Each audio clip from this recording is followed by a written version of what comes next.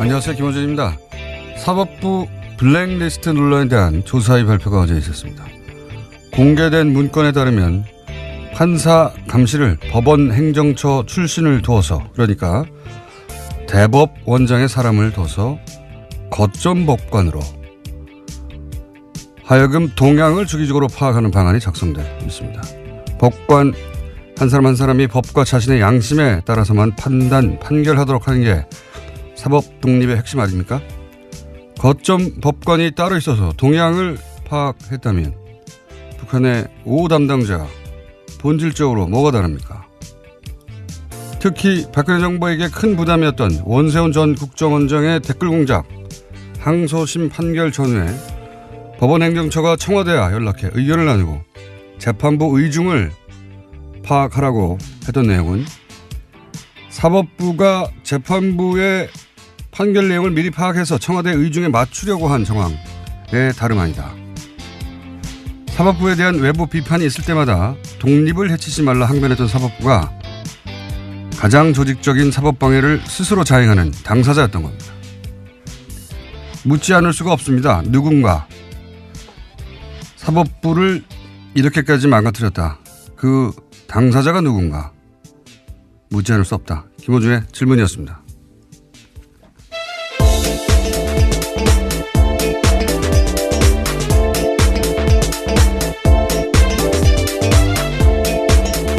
시사인의 김은지입니다. 네. 굉장히 큰 뉴스죠, 사실은. 네, 그렇습니다. 네. 사법부가 독립이 해쳐졌다라는 건데요. 그런데 그게 이제 사법부 내부에서부터 그런 일을 조직적으로 했다는 게 가장 큰 포인트입니다. 네, 이게 뭐 어디서 찍어 눌러서 예전에 군사정권처럼 협박을 해서 그게 아니고 사법부가 스스로 법원 행정처 사람을 거점 법관은 뭡니까? 거점 법관을 둬서 동향을 파악하도록 했다. 판사 한 사람 한 사람은 자부심이 강하고 자기가 스스로 판단한다고 하는 사람들인데 이렇게 거점 법관이 누군가 있었다는 게 자기 주변에 굉장히 충격적일 거라고 봅니다. 그래서 저희가 얼마나 충격적인지 이정열 전 판사님이 직접 나가겠다고 해서 저희가 잠시 후에 요 사안을 좀 더 심도 있게 다뤄보겠지만 일단 뉴스 훑어보겠습니다. 첫 번째 뉴스는 뭡니까? 네, 가장 중요한 뉴스이기 때문에 앞에 배치했습니다. 이른바 판사 블랙리스트를 조사한 법원 추가조사위원회가 어제 조사 결과를 발표했습니다. 2015년 원세훈 전 국정원장의 댓글 사건 재판 과정에 박근혜 정부 청와대 민정수석실이 개입한 정황이 나온 건데요.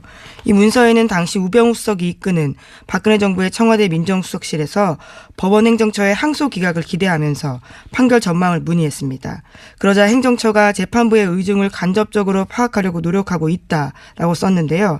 그런데 1심 결과와는 달리 예측이 어렵다라는 이야기도 쓰여 있었습니다. 이게 제가 보기에는 1심 결과는 자기가 알아서 전달했다는 거거든요. 실제 이 이야기는 이 조사 결과가 나오기 전부터 고 김영환 수석 비망록이 나왔을 때부터 네, 수첩에 쓰여 있죠. 계속해서 거론이 됐던 얘기입니다. 왜냐하면 그때 이미 1심 판결 나기 전에 1심 결과가 수첩에 적혀 있지 않느냐. 어떻게 알았냐.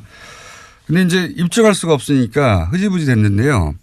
근데 이제 예측이 어렵다는 표현도 굉장히 두리뭉실하게 이제 순화시킨 거지만 어떻게 예측합니까? 네, 앞선 1심 결과는 예측했다라고 해석되는 대목입니다. 그러니까 예측이라는 표현을 썼지만 사법부가 역술인들이 아니잖아요. 어떻게 예측합니까? 물어봤지. 물어봐서 알아내가지고 알려줬다는 얘기죠. 예. 1심 때는. 2심 때는 뭐 그 담당 판사가 완고하다든가 아니면 그 얘기를 전혀 입에 열지 않는다든가 누구한테도 말하지 않는다든가 뭐 그래서 뭐 알기가 어려웠다 이런 얘기잖아요. 1심 때는 말해줬다는 얘기죠. 네, 가장 관심을 받았던 공직선거법 관련해서는요. 무죄를 내렸거든요. 1심 재판은요. 네. 그런데 2심에서는요. 징역 3년 되고요. 법정 구속됐습니다. 자, 그런데 이제 더 재밌는 것은 더 황당한 것은 우병우 전 수석 여기서 등장합니다. 우병우 전 수석이 그렇다면 상부심을 전원 합의체로 해달라. 이 의미는 잠시 후에 이정열 판사와 얘기 나눠보겠지만 이렇게 요구했는데 또 그 요구대로 됐어요. 네, 그렇죠. 그래서 13대 0이라는 결과로서 다시 파기환송이 됐습니다. 그러니까 여기 쓰여 있는 그대로 실행됐다라고 볼 수 있는 거죠. 파기환송됐다는 요 사건에 관해서 저희가 몇 달 전에 어떻게 파기환송됐는지 진원, 시큐리티 파일, 이 증거 능력을 인정하지 않아서 파기환송됐다 이렇게 얘기했거든요. 네, 핵심 증거입니다. 예. 근데 이제 여기 문서에 보면은 핵심이 증거 능력 인정이다. 예. 그런 얘기가 적혀 있고 그 증거 능력을 인정하지 않아서 파기환송이 돼버린 거죠. 예. 이 파기환송돼서 사법부 내에서도 난리가 났었죠. 이게 뭐냐고. 근데 이제 조금 더 자세히 진원과 시큐리티를 얘기하면 진원하면 무슨 영화 같잖아요. 그게 아니고 논지를 뒤집어 놓은 겁니다.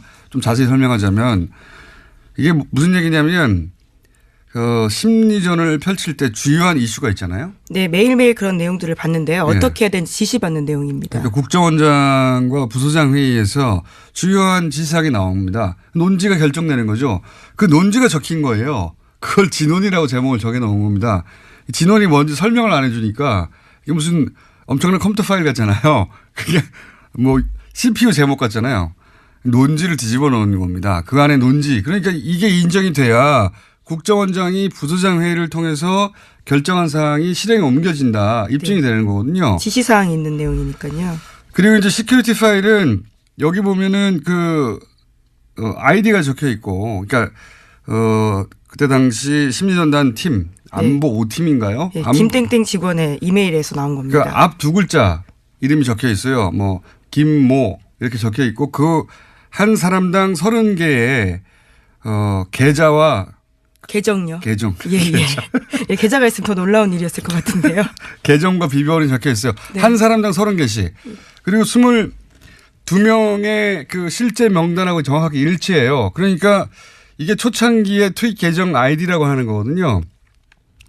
이것도 이런 논지가 결정되면 이런 사람들이 퍼뜨렸다. 결정적인 거죠. 예, 심리전의 범위가 확 넓어지는 겁니다. 예, 그러니까 지시사항을 그대로 수행했다. 이거는 뭐 이게 인정되면 흔히 말하는 요즘 빼박인 거죠. 빼박. 그런데 이거를 증거 능력을 인정하지 않았어요. 왜 인정하지 않았냐. 본인의 이메일이 맞고 본인의 이메일에서 나온 것도 맞고 본인의 이메일에 해킹된 적도 없고 그런데 내가 작성한 게 기억나지 않는다.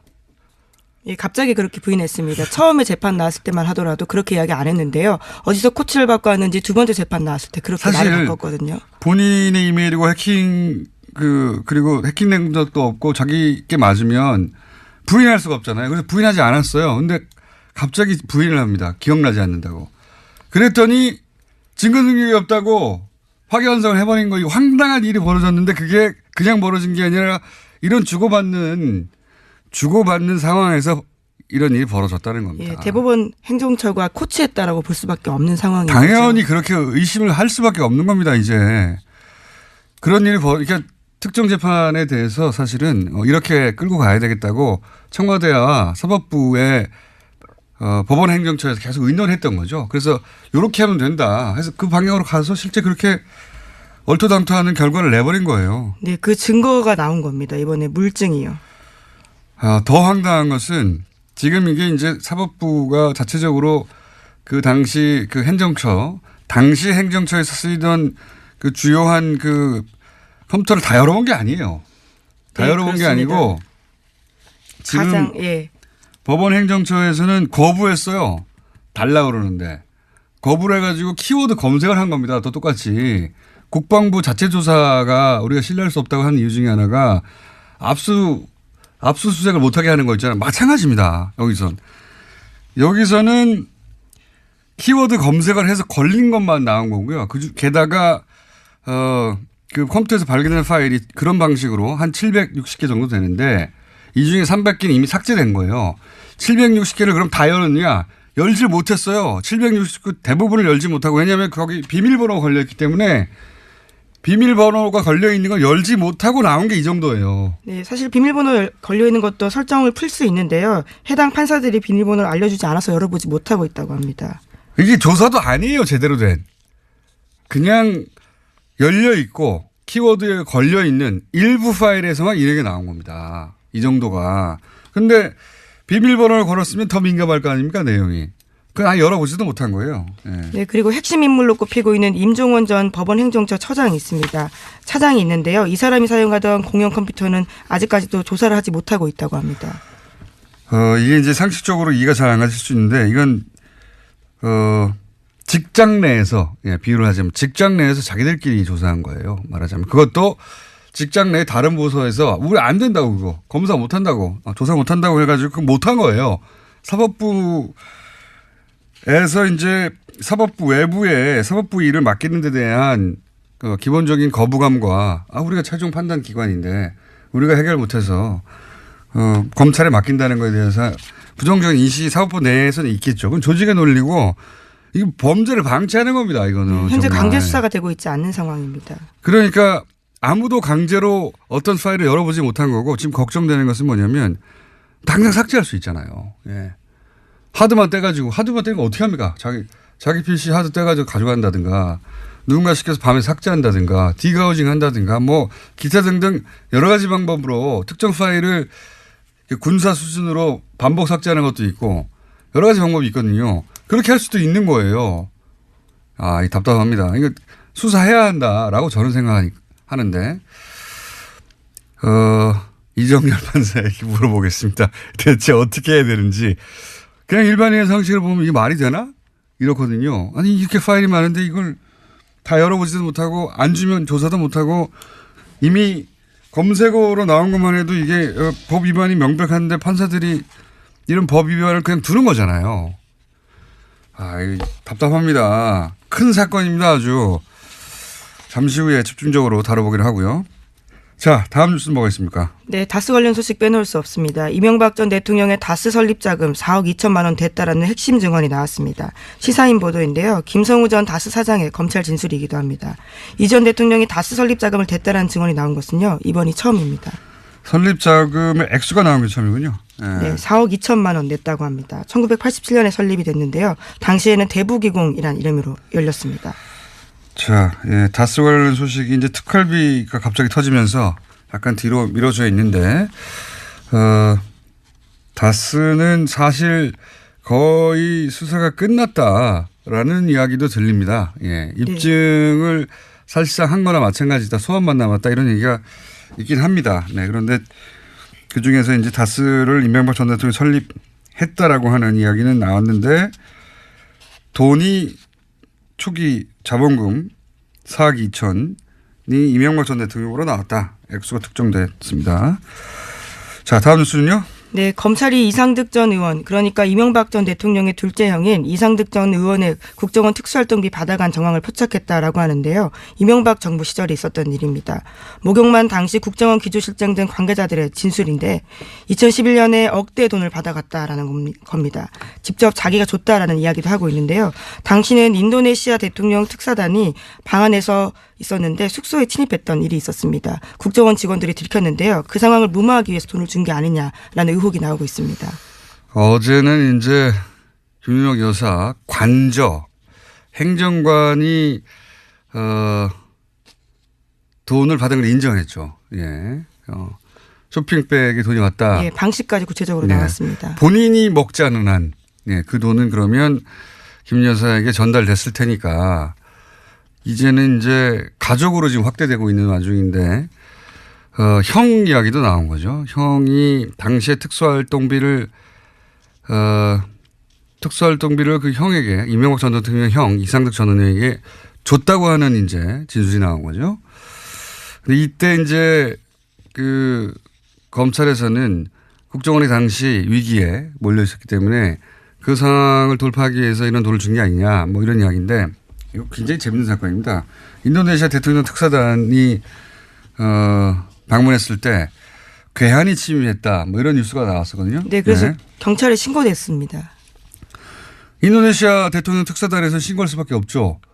이 당시 사건이 어떻게 되냐면 굉장히 재밌어서 잠깐 말씀드리면, 이명박 전 대통령 면담이 잡혀 있는 날이었어요. 그래서 이제 특사단이 면담을 하러 가는 거였거든요. 그러니까 비는 게 분명하죠. 그러니까 면담이 있다는 걸 알았던 거예요. 예. 나중에 이제 국정원 직원들로 드러났으니까 국정원에서는 면담이 있는 걸 알고 당시 남자들 여자 한 명으로 이루어진 3인조가 투입됩니다. 그래서 이제 노트북에서 뭘 카피하고 있는데 그중에 한 사람이 뭘 놓고 갔는지 다시 돌아온 거예요.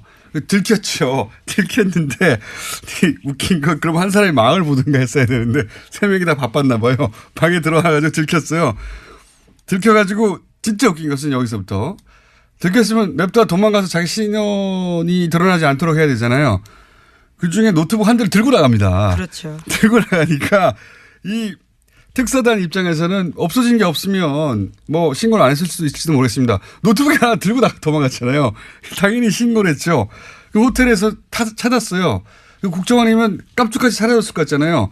19층에 숨어 있다가 잡힙니다. 이 사람들이. 이 특수훈련을 받은 국정원 요원이라고 보기엔 굉장히 어설픈 일들이 많아서요. 물건을 훔쳤다는 점도 굉장히 문제지만 더 웃긴 것 들켰다는 게 더 문제인 것 같습니다. 웃기지만 그러니까 첩보기관의 입장에서 보자면 들킨 게 더 문제죠. 그렇죠. 예, 들키지 말았어야지 했으면 더 웃긴 건 비상통로에서 발견됐거든요. 발견되니까 노트북을 주고 다시 도망가요. 굉장히 제가 보기에는 그 세계 첩보기관 사상 가장 치욕적인 사건 하나로 정말 망신스러운 예, 일입니다. 전 세계 베스트 10에 들어갈 정도의 사건입니다. 이게 노트북 들켰는데 눈앞에서 노트북 하나 들고 도망가고 그것도 비상통로에 숨어 있다가 호텔 직원한테 잡히니까 냅다 노트북을 돌려주고 다시 도망가고. 여기서 좀 이상한 점은 호텔 방문을 어떻게 열었느냐. 이 침입한 뭐 흔적이 없다. 예, 그럼 카드키를 가져가는 거 아니냐. 호텔이 협조한 거 아니냐. 게다가 이 비상통로에서 발견됐을 때 잡혔어야 되잖아요. 노트북을 주고 어떻게 도주하였냐. 도주도 이상합니다. 그래서 당시에 국정원 별명이 걱정원이었습니다. 워낙 걱정 끼치는 일들이 많다고요. 그때 돌았던 변명이 더 웃깁니다. 바로 2층에 국정원 기관에서 쓰던 방이 있었는데 그 방에서 노트북을 가져오라고 했는데 방 번호를 잘못 알아가지고 그 아래층에서 그걸 가져갔다. 이런 식으로 해명했거든요. 말도 안 되는 소리죠. 그런데 직원 누군가 들어오는데 그 노트북 하나를 왜 들고 도망갑니까? 아, 방 잘못 알았습니다. 해명해야 되죠. 예. 말도 안 되는 소리인데 어쨌든 그렇게 웃긴 사건이었습니다. 이게. 생각이 나서. 댓글 공작이 아무래도 치중하다 보니까 정보기관 본연의 역할을 제대로 못하는 게 아닌가. 굉장히 치욕적인 예. 사건이었고 그래서 이제 하도 질타를 받다 보니 이런 식으로 국면을 넘기려고 당시 이제 이상득 전 의원 같은 경우에는 그 형님이고 힘이 막강했으니까 로비를 한 게 아닌가. 당시 뭐 예산이 줄어든다든가 이런 일이 있을까봐 뭐 이런 의구심을 가지고 이제 있는 거죠. 예, 의심을. 이제 소환해서 추궁한다고 합니다. 자. 네, 어제 압수수색도 있었습니다. 웃긴 사건이었습니다. 자, 그때 특활비가 건네졌을 줄이야. 자, 다음 뉴스는 뭡니까? 네, 어제 박근혜 전 대통령 재판의 증인으로 안봉근 전 비서관이 나왔습니다.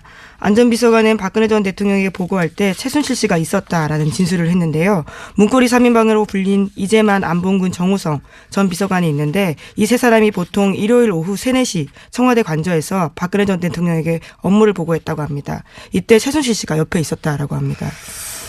옆에 있었던 것까지는 놀랍지는 않아요. 이제 놀랍지 않은데 이 상하관계가 여실히 드러나는 증언이에요. 그러니까 문고리 3인방은 김기춘, 예, 막강했던 김기춘 비서실장조차 문고리 3인방을 어려워했다고 하거든요. 근데 이제 최순실 씨는 전혀 어려워하지 않았던 거죠. 예.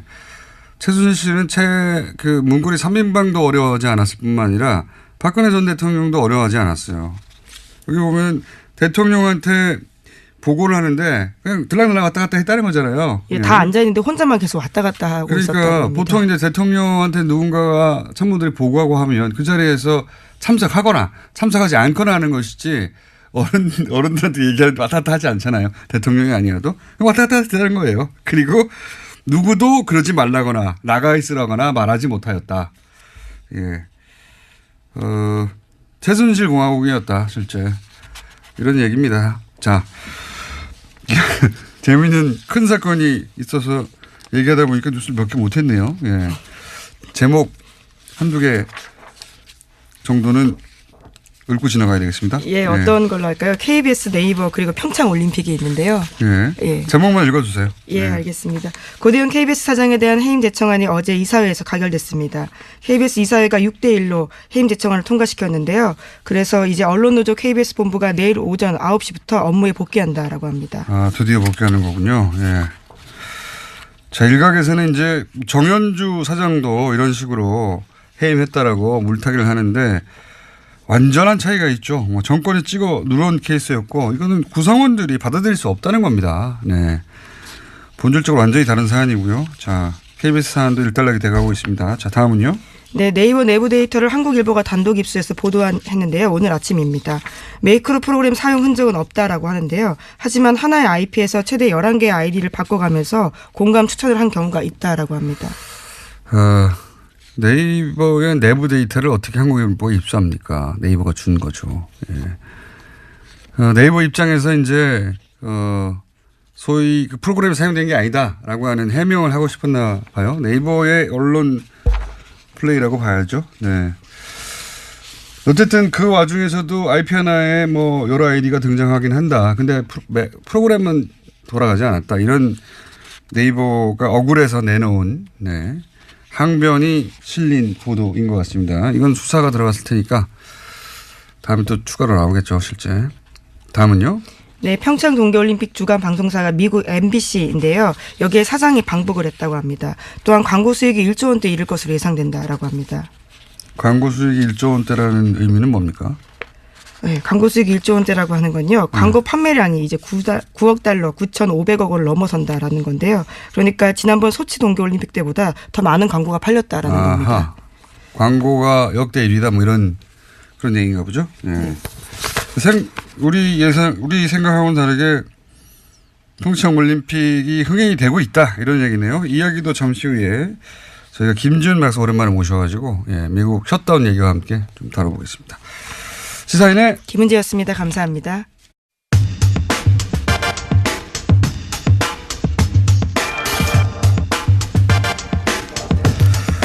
법원의 추가 조사위, 블랙리스트에 대한 추가 조사위죠.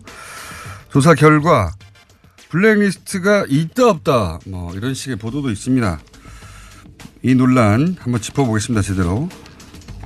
법무법인 동안의 이정열 사무장, 과거에는 부장판사였습니다. 그래서 모셨습니다. 직접 스튜디오에 나오셨습니다. 안녕하십니까? 안녕하십니까? 예. 우선 본인의 이름도 있었나요? 당연히 있었겠죠. 예. 웃으면 안 되는데. 그리고 예. 아시는 분들도 일부 있으시겠습니다만 부부 부장판사였습니다. 한 분은 사무장이고 이제는 한 분은 여전히 부장판사님이시죠. 예. 예. 혹시 그 부인의 이름도 등장했습니까? 네. 네, 부부가 다 등장했습니다. 저희 애들 엄마의 경우에는 칭찬하는 쪽으로 써 있어가지고. 칭찬하는 쪽으로. 어쨌든 성향은 파악되어 있었다. 여기 이제 언론에서 예. 초반에 리스트는 없었다라는 식의 보도도 있었고 어떤 언론에서는 리스트가 없다고 할 수 있느냐 좀 애매모호한 애매모호한 분석 혹은 뭐 조사위도 리스트가 있다 없다고 말하지 않았다 이런 식의 이제 애매모호한 마치 리스트가 없었던 것 마냥 보도되기도 했거든요. 이게 저는 말이 안 된다고 보는데 어떻게 보십니까?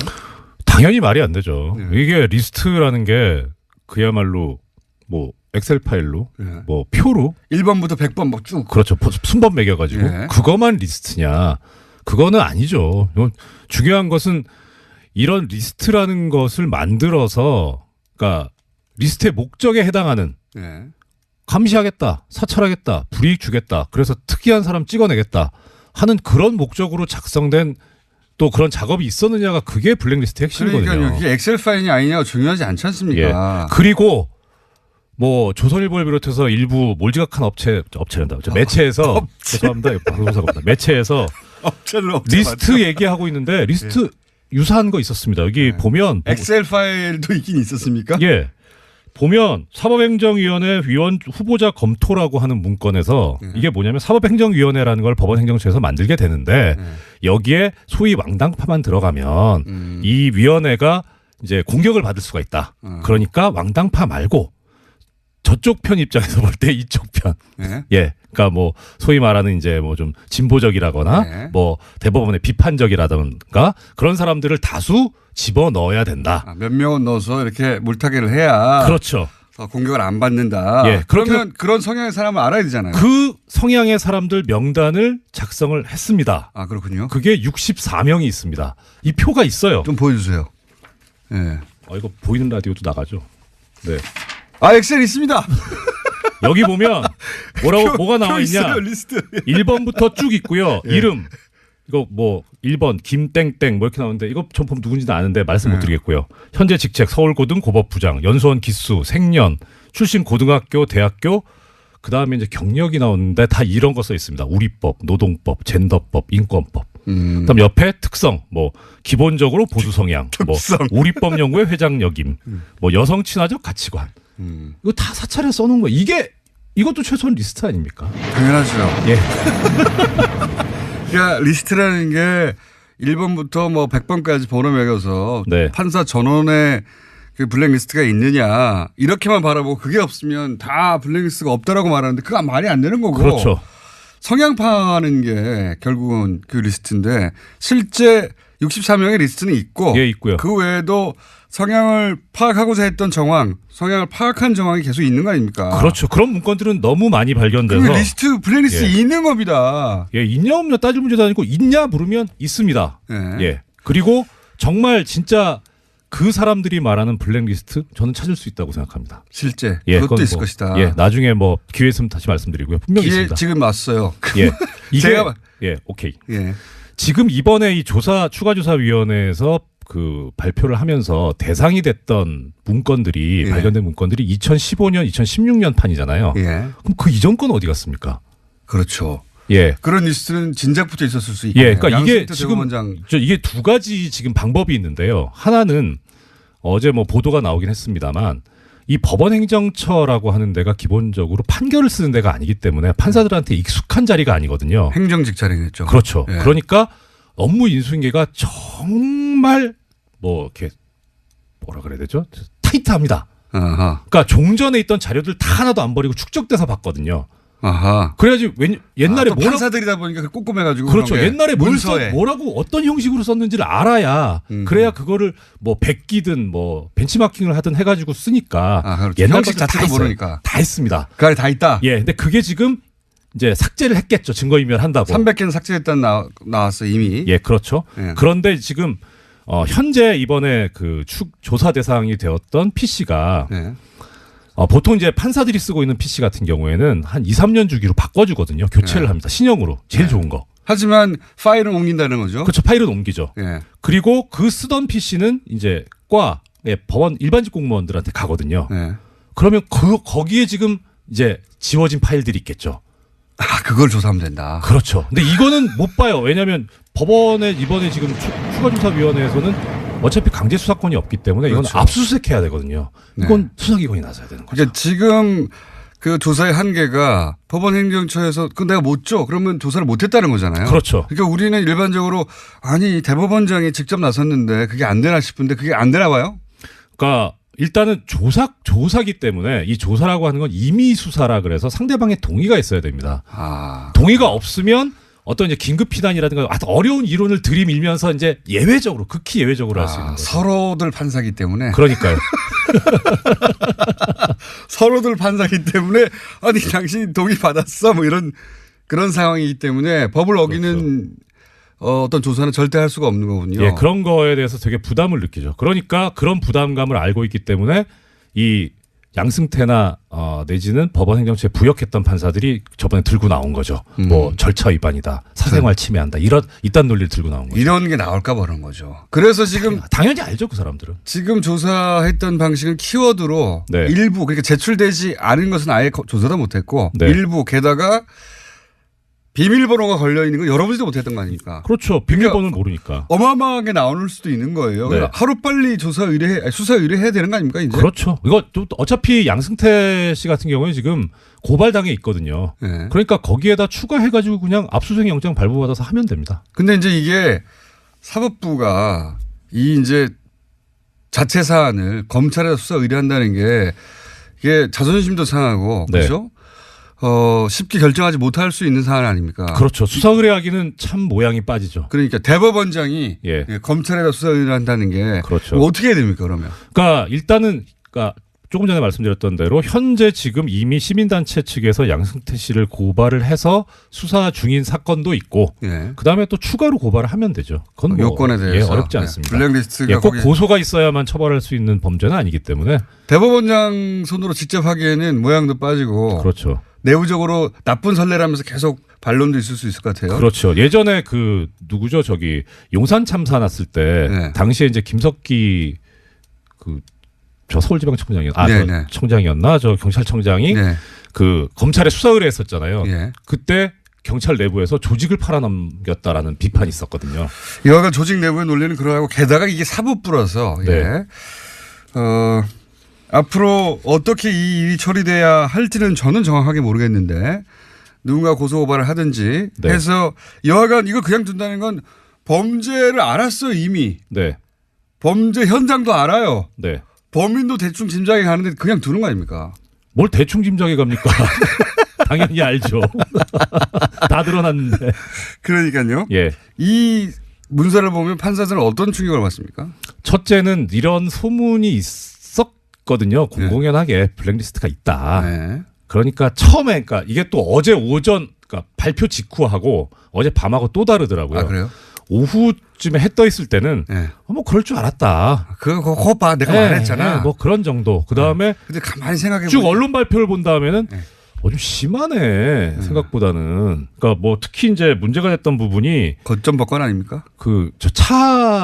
차성한 판사, 뭐 다 아시니까 네. 방송 나오셨고 군산 지원에 계시는 이분에 대해서 사찰 문건이 나왔는데 거기에 보면 별 내용들이 다 나와요. 뭐 이분 성격이 어떻다. 어허. 그다음에 뭐 재판 준비를 어떻게 한다. 요새 고민하고 있는 게 뭐다. 아 그런 내용도 나와요? 예. 국정원인데요 이거는 완전히. 국정보다 심하죠. 그러니까 이런 걸 보면서 야 이런 것까지 했네. 심하다였거든요. 네. 근데 그 다음에 실제 이제 이 조사 보고서하고 거기에 법원행정처에서 작성했다는 그 문서까지 전부 다 이제 알게 되고 나서는 네. 판사들이 좀 열받아서 뭘 못하는 거예요. 이렇게 했단 말이야? 특히 아까 저 말씀도 나왔습니다만 원세훈 전 국정원장 재판 같은 경우에는 네. 이거 완전히 법원을 들어다 갖다 바쳤잖아요. 그렇게 느끼는 거군요. 예. 자기들은 입으로는 사법권 독립 얘기하면서 뒤로는 법원을 그것도 청와대 일개 수석비서관한테 갖다 바친 거 아닙니까? 우병우 민정수석한테. 예. 이런 작태를 벌였으니 화가 나죠. 그러니까 제가 이제 브리핑에서 우병우 민정수석이 2심에서 이제 원재훈 전 국정원장에다 실형이 나왔잖아요. 네. 예. 실형 3년이 나오니까 그러면 전원 합의체로 보내달라. 네. 그래서 실제 전원 합의체로 보내줬어요. 기가 막히죠. 이게 전원 합의체로 보내달라는 게 의미가 뭡니까? 일단 법적으로. 대법원 전원합의체라고 하는 데는 대한민국에 존재하는 법원 중에 최강이죠. 아 여기서 결정되면 뒤집기 어렵다. 예, 이것을 뒤집으려면 원래 그 대법원 전원합의체라는 데가 어떤 데냐면 종전에 판례가 잘못됐다고 생각됐을 때 그 판례를 뒤집는 데예요. 아하. 그러니까 대법원 전원합의체에서 뭔가를 했다라고 하면 하나의 판례가 되는 거고 아하. 이 판례는 향후 10년간은 최소한 효력이 있다고 봐야죠. 아하. 그러니까 그냥 일반 소부에서 대법관 3명, 4명이 하는 재판도 하급심에서는 뒤집지 못하게 하는 게 이제 이 법원조직법상의 규정이긴 한데 그건 이제 당해 재판부만 그 재판을 하는 그 재판부만 이 구속을 할 뿐이고 다른 판사들한테 미치는 영향까지는 그렇게 크진 않거든요. 근데 대법원 전원합의체는 크죠. 아하. 그러니까 지금 우병우 전 민정수석이 늘었던 것은 이 전원합의체에서 그 2심을 뒤집어서 네. 다시는 뒤집히지 못하게 만들려고 했던 거군요. 그렇죠. 그리고 이게 다시 파기환송돼서 어차피 뒤집자는 거였으니까 무죄 취지로 다시 파기환송돼서 어느 재판부에 가던 간에 이것은 대법원 전원합의체에서 무죄 취지로 보낸 것이니 유죄 판결을 하지 마라. 하급심의 부장판사들이나 판사들은 이거 못 짚는 거나 생각이 달라도 이렇게 받아들일 수밖에 없는 사안이군요. 그렇죠. 이거는 그냥 단지 왜 이러지라는 수준이 아니라 대법원 전원합의체에서 나온 건데 이걸 어떻게 뒤집어요. 그러니까 이런 거죠. 우병우 수석은 전원합의체 근데 전원 합의체 단순히 보내라는 것만 가지고는 본인의 뜻을 달성할 수가 없어요. 그렇죠. 전원 합의체 보낸 다음에 지금 20을 뒤집을 계획을 해야 네. 그래야 전원 합의체 일단 보내달라고 말을 할 거 아닙니까? 그렇죠. 자기 뜻과 반대로 결론 나오면 자기 완전히 뒤집을 수 없는 상황이 되는 거잖아요. 이제는. 네. 어떻게 해줄 수 없는. 그러니까 전원 합의체 보내달라고 우병우 민정수석이 말을 했을 때는 저번 합의체에서 자신이 원하는 결과가 나오도록 할 수 있다 안 하는 믿음이 있으니까 그걸 보낸 거 아닙니까? 그거 당연하죠. 그게 1심 판결에서 나왔었잖아요. 김영한 전 민정수석 비방록에도 나오지 않습니까? 선고 결과를 미리 알고 있잖아요. 그러니까 1심 때는 다 교감을 하고 한 거예요. 네. 근데 이상하게 항소심이 특정 재판부에 가버리게 2심 재판부는 전혀 말을 안 듣는 2심 재판부의 당시 그 부장판사님 누굽니까? 이름 좀 알려드려야 아시잖아요. 공장장님 재판하신 분이에요. 아, 그분이에요? 예. 훌륭하신 분입니다. 문현영님하고 저 누구야? 주진우 기자님 재판하신 분 아니에요? 아, 저희가 무죄를 그렇게 받았군요. 아이고, 다행히 운도 좋지, 저희가. 뭐 여담입니다만 공장장님 참 이 재판에 있어서 대진운이 좋다. 대진운이 좋다. 네. 여기까지는. 그래서 제가 무패의 피고인이었는데, 피의자였는데, 자. 예. 그래서 2심 재판부가 마음대로 안 돼가지고, 네. 전원 합의체에 보낸 다음에, 네. 제가 이 성함을 나중에 알려드릴게요. 김상환 부장판사님. 그분이 기사도 났었죠. 네. 이 원세훈 전 국정원장 재판할 때 네. 형이 국정원 근무하는데 네. 재판에 영향을 미칠까 봐 형하고도 연락 안 했다고. 그러니까요. 예. 아주 굳건한 분입니다. 네. 박수 한번 다시 드리고요. 자, 우병우 민정수석은 알고 보냈고 그렇죠. 실제 전원 합의체로 갔고 또 말도 안 되는 진원 시큐리티 파일 뒤집는 거, 증거 능력을 뒤집는 거 이거 말도 안 되지 않습니까? 그렇죠. 이게 정말 여러 차례 말씀드렸지만 말도 안 되는 일이 실제 벌어졌고 그거는 청와대가 하는 대로 한 거죠. 게다가 전원합의체에 갔는데 13대 0이에요. 아무도 이견이 없어. 예. 이런 재판이 어디 있어요? 대법원장의 의중이 강하게 반영됐고, 그렇죠. 예 그리고 이 재판이 가진 의미를 한 사람 한 사람이 다 부담을 가지고 받아들였다는 거 아닙니까? 눈 질끔 감고 해버린 거 아니에요? 이게. 그거는 공장장님께서 네. 점잖게 표현하시는 거고 이 대법관들 다 공범입니다. 저는 재판이 아직 남은 게 있어가지고요. 저도 재판 있는데. 공범이다. 예. 자,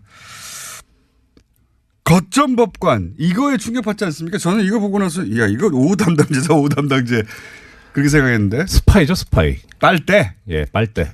아니 실제 그리고요. 이게 더 충격적인 게 그 지금 판사 블랙리스트 관련해서 징계를 받은 고등법원 부장판사급 판사가 있는데 네. 이분이 국제인권법 연구회 회장도 합니다. 아하. 그러니까 네. 그 당시에 무슨 소문이 돌았냐면 저 양반이 약간 좀 보수적 성향으로 알고 있었는데 국제인권법 연구회 회장을 한다? 그러니까 국제인권법 연구회가 이렇게 탄탄한 데다 스펙트럼이 넓고 네. 좋은 데다 이런 생각을 하고 있었는데 실제 이 양반은 가가지고 회장이 돼서 그 연구회 내 온갖 고급 정보들을 다 빼내가지고 법원행정처에 보고를 하고 그걸 가지고 대책 수립하고 있었던 거예요. 그러니까 아예 한 국가의 네. 차관급 법관이 고위 법관이 빨대가 돼가지고 활동을 한 거죠. 야 충격적인. 기가 막히죠. 예. 이게 그래서 저희가 이정열 전 판사님을 모신 겁니다. 이거 이제 이런 거 해설해 주셔야 되거든요, 지금. 이런 네. 해설이 지금 안 나오고 있어가지고. 할 거 되게 많은데 시간이 이렇게 빨리 가네요. 내일 또 나오세요. 저는 이 사건이 정말 중요한 사건이라고 생각하기 때문에 또 모시겠습니다. 오늘 감사합니다. 여기까지 하고요. 좀 네. 순서가 많아가지고 아쉽네요. 내일 또 기대해 주십시오. 네. 이정열 전 판사님이라고 오늘은 소개할게요. 네. 전 판사님이었습니다. 감사합니다. 네, 고맙습니다.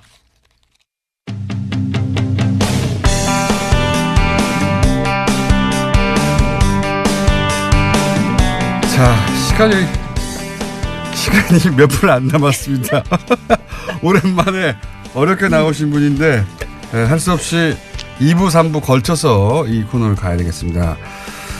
오랜만에 나오셨어요. 김지윤 아산정책연구원 연구위원 김지윤 박사님 나오셨습니다. 안녕하십니까? 네, 안녕하세요. 자, 원래 이제 셧다운 얘기도 하고 네. 트럼프 얘기도 좀 했다가 올림픽을 바라보는 미국의 분위기도 좀 얘기하려고 했는데 셧다운은 오늘 새벽에 한국 시간으로 해제라고 해야 되나요? 좀 풀렸어요. 그렇죠. 셧다운 얘기도 일단 잠깐 해보죠. 네. 셧다운을 여러 차례 겪었죠, 미국은. 한 10여 차례 이상, 10여 차례 겪지 않았나요? 76년도에 처음 있었고 요번이 19번째예요. 그러니까 한마디로 공무원 줄 월급 없다고 문 닫은 거 아닙니까? 그렇죠. 근데 이게 약간 예산 그 과정하고 좀 엮어서 봐야 되는 게, 그러니까 우리 같은 경우는 이제 예산하면은 만약에 뭐 잘 통과가 안 돼도 준 예산 뭐 이런 식으로 그렇죠. 가는데, 미국 같은 경우는 이제 9월 30일까지 하고 그다음 10월 1일부터 새로운 회기가 시작이 되거든요.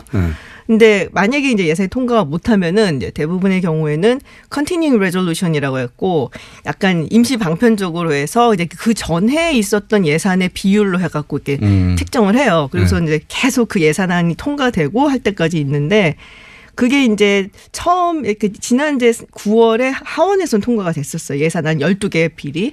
근데 이제 상원이 이제 안 돼 갖고 12월 이제 8일 날 그러면 다시 하자. 그랬다가 12월 22일까지 또 늘렸다가 이번에 19일까지 늘렸는데, 이제 그때까지 그게 안 되는 바람에 그러면 예산이 지금 이제 더 이상 지급이 안 되니까 뭐 정부를 이제 셧다운 해 버리는. 그럼 예를 들면 이렇게 소방서도 안 돌아가고, 그죠? 군대도 그런 정도는 해요. 군대나 이런 것들은 이제 기본적인 스킬치는 그건 되는데, 이제 좀 자잘한 거 뭐 환경청이라든지 뭐 에그리컬처라든지 뭐 이런 건 이제 안 되는 거죠. 네. 그래서 이제 이게 정부, 행정부의 부담이 큰 거죠. 어쨌든 최종 책임은 행정부에 있는 거니까, 그죠? 근데 이제 행정부에서는 의회가 지금 안 돼 갖고 합의가 안 돼 갖고 안 되는 거다라고 그쪽으로 이제 하고 물론 있는 그렇긴 거죠. 하지만 여론은 국민들은 이거 대통령이 잘못했네 이런 식으로 받아들이잖아요. 그게 또 달라요. 옛날에 빌 클린턴 달라요? 때, 빌 클린턴 같은 경우는 이제 1995년에 빌 클린턴이 비토를 했었어요. 그 예산안을. 이거 안 된다고? 예. 그래서 그게 꽤 오래 갔었어요. 그건 한 3주 정도 있었거든요. 그때는 오히려 여론이 좀 빌 클린턴 대통령 쪽으로 좀 돌아서게 됐죠. 비토한 이유가 납득이 됐기 때문에 일반 국민들한테. 그때 이제 소셜 웰페어가는 사회복지 그쪽 예산을 삭감을 해버리는 바람에. 자, 그럼 이번에 쟁점이 됐던 건 소위 말해서 이민법, 뭐 다카 프로그램 이런 거 아닙니까? 그렇죠. 그 잠깐 설명해 주세요. 그러니까는 이게 이제 2012년에 오바마 대통령이 행정명령으로 내린 건데, 어릴 때 이제 그 불법 체류자, 불법 이민자 엄마 부모가. 아빠를 따라서 왔다가, 그러니까 미국에서 사실상 그 청소년기 어린 시절 다 보내고 거의 미국인이나 마찬가지죠. 아이들은 죄가 없는 거죠. 그렇죠. 네. 그래서 이런 애들은 좀 구제에 도제되지 않냐. 네. 그래서 그러니까 신청을 하면은 그 프로세스를 통해 갖고 뭐 영주권, 시민권을 이제 발급해 주는 방향으로 가기로 했는데, 여기 총 한 140만 명 정도 된다 그러고, 이 프로그램에 등록을 계속 레지스터를 한 사람들이 한 80만 명? 이 정도 돼요. 근데 이제 트럼프 대통령이 지난 9월에 이거 폐기하겠다라고 했었죠. 그럼 거꾸로 이제 오바마 대통령 때문에 자기 명단만 제출한 꼴이 된 겁니다. 그렇죠. 이제 어딘지 다 알죠. 이제 그러니까요. 역으로 혜택을 주겠다고 해서 명단을 제출했는데 거꾸로 범인 취급을 하게 된 거죠. 그렇죠. 그래서 이거를 이제 구제를 해야 된다. 그래서 민주당에서는 이거를 행정명령에서 법안으로 바꿔갖고서는 통과를 시켜갖고 구제를 해주자 그러고, 근데 트럼프 대통령은 그 당시에 이제 본인이 폐기를 하겠다 얘기를 하면서 확 자르진 않았어요. 그래서 6개월 안에 의회 니네가 알아서 좀 해봐라. 던져서 3월 초까지 이걸 해결을 해야 되거든요. 그러니까 민주당에서 요번에 이제 예산안 통과하고 뭐 이럴 때 요거 집어넣자. 그래서 얘네들을 이제 구제를 해주자. 그러고 이제 공화당에서는 이제 요거에 대해서 좀 뜨뜻미지근하게 이제 반응을 하고. 그리고 이제 그 멕시코하고의 장벽 문제도 있지 않습니까? 그렇죠. 그래서 트럼프 대통령이 던진 게 이 다카 법안을 그러면 해줄 듯이 얘기를 하면서 대신에 멕시코 장벽 예산 통과시켜줘. 막 이렇게 했죠. 주고받자. 퉁치자. 벌써 시간이 다 됐어요. 그래서 3부 이어서 가겠습니다. 네. 김준 박사님과 얘기 나누고 있습니다. 3부에서 다시 뵙겠습니다.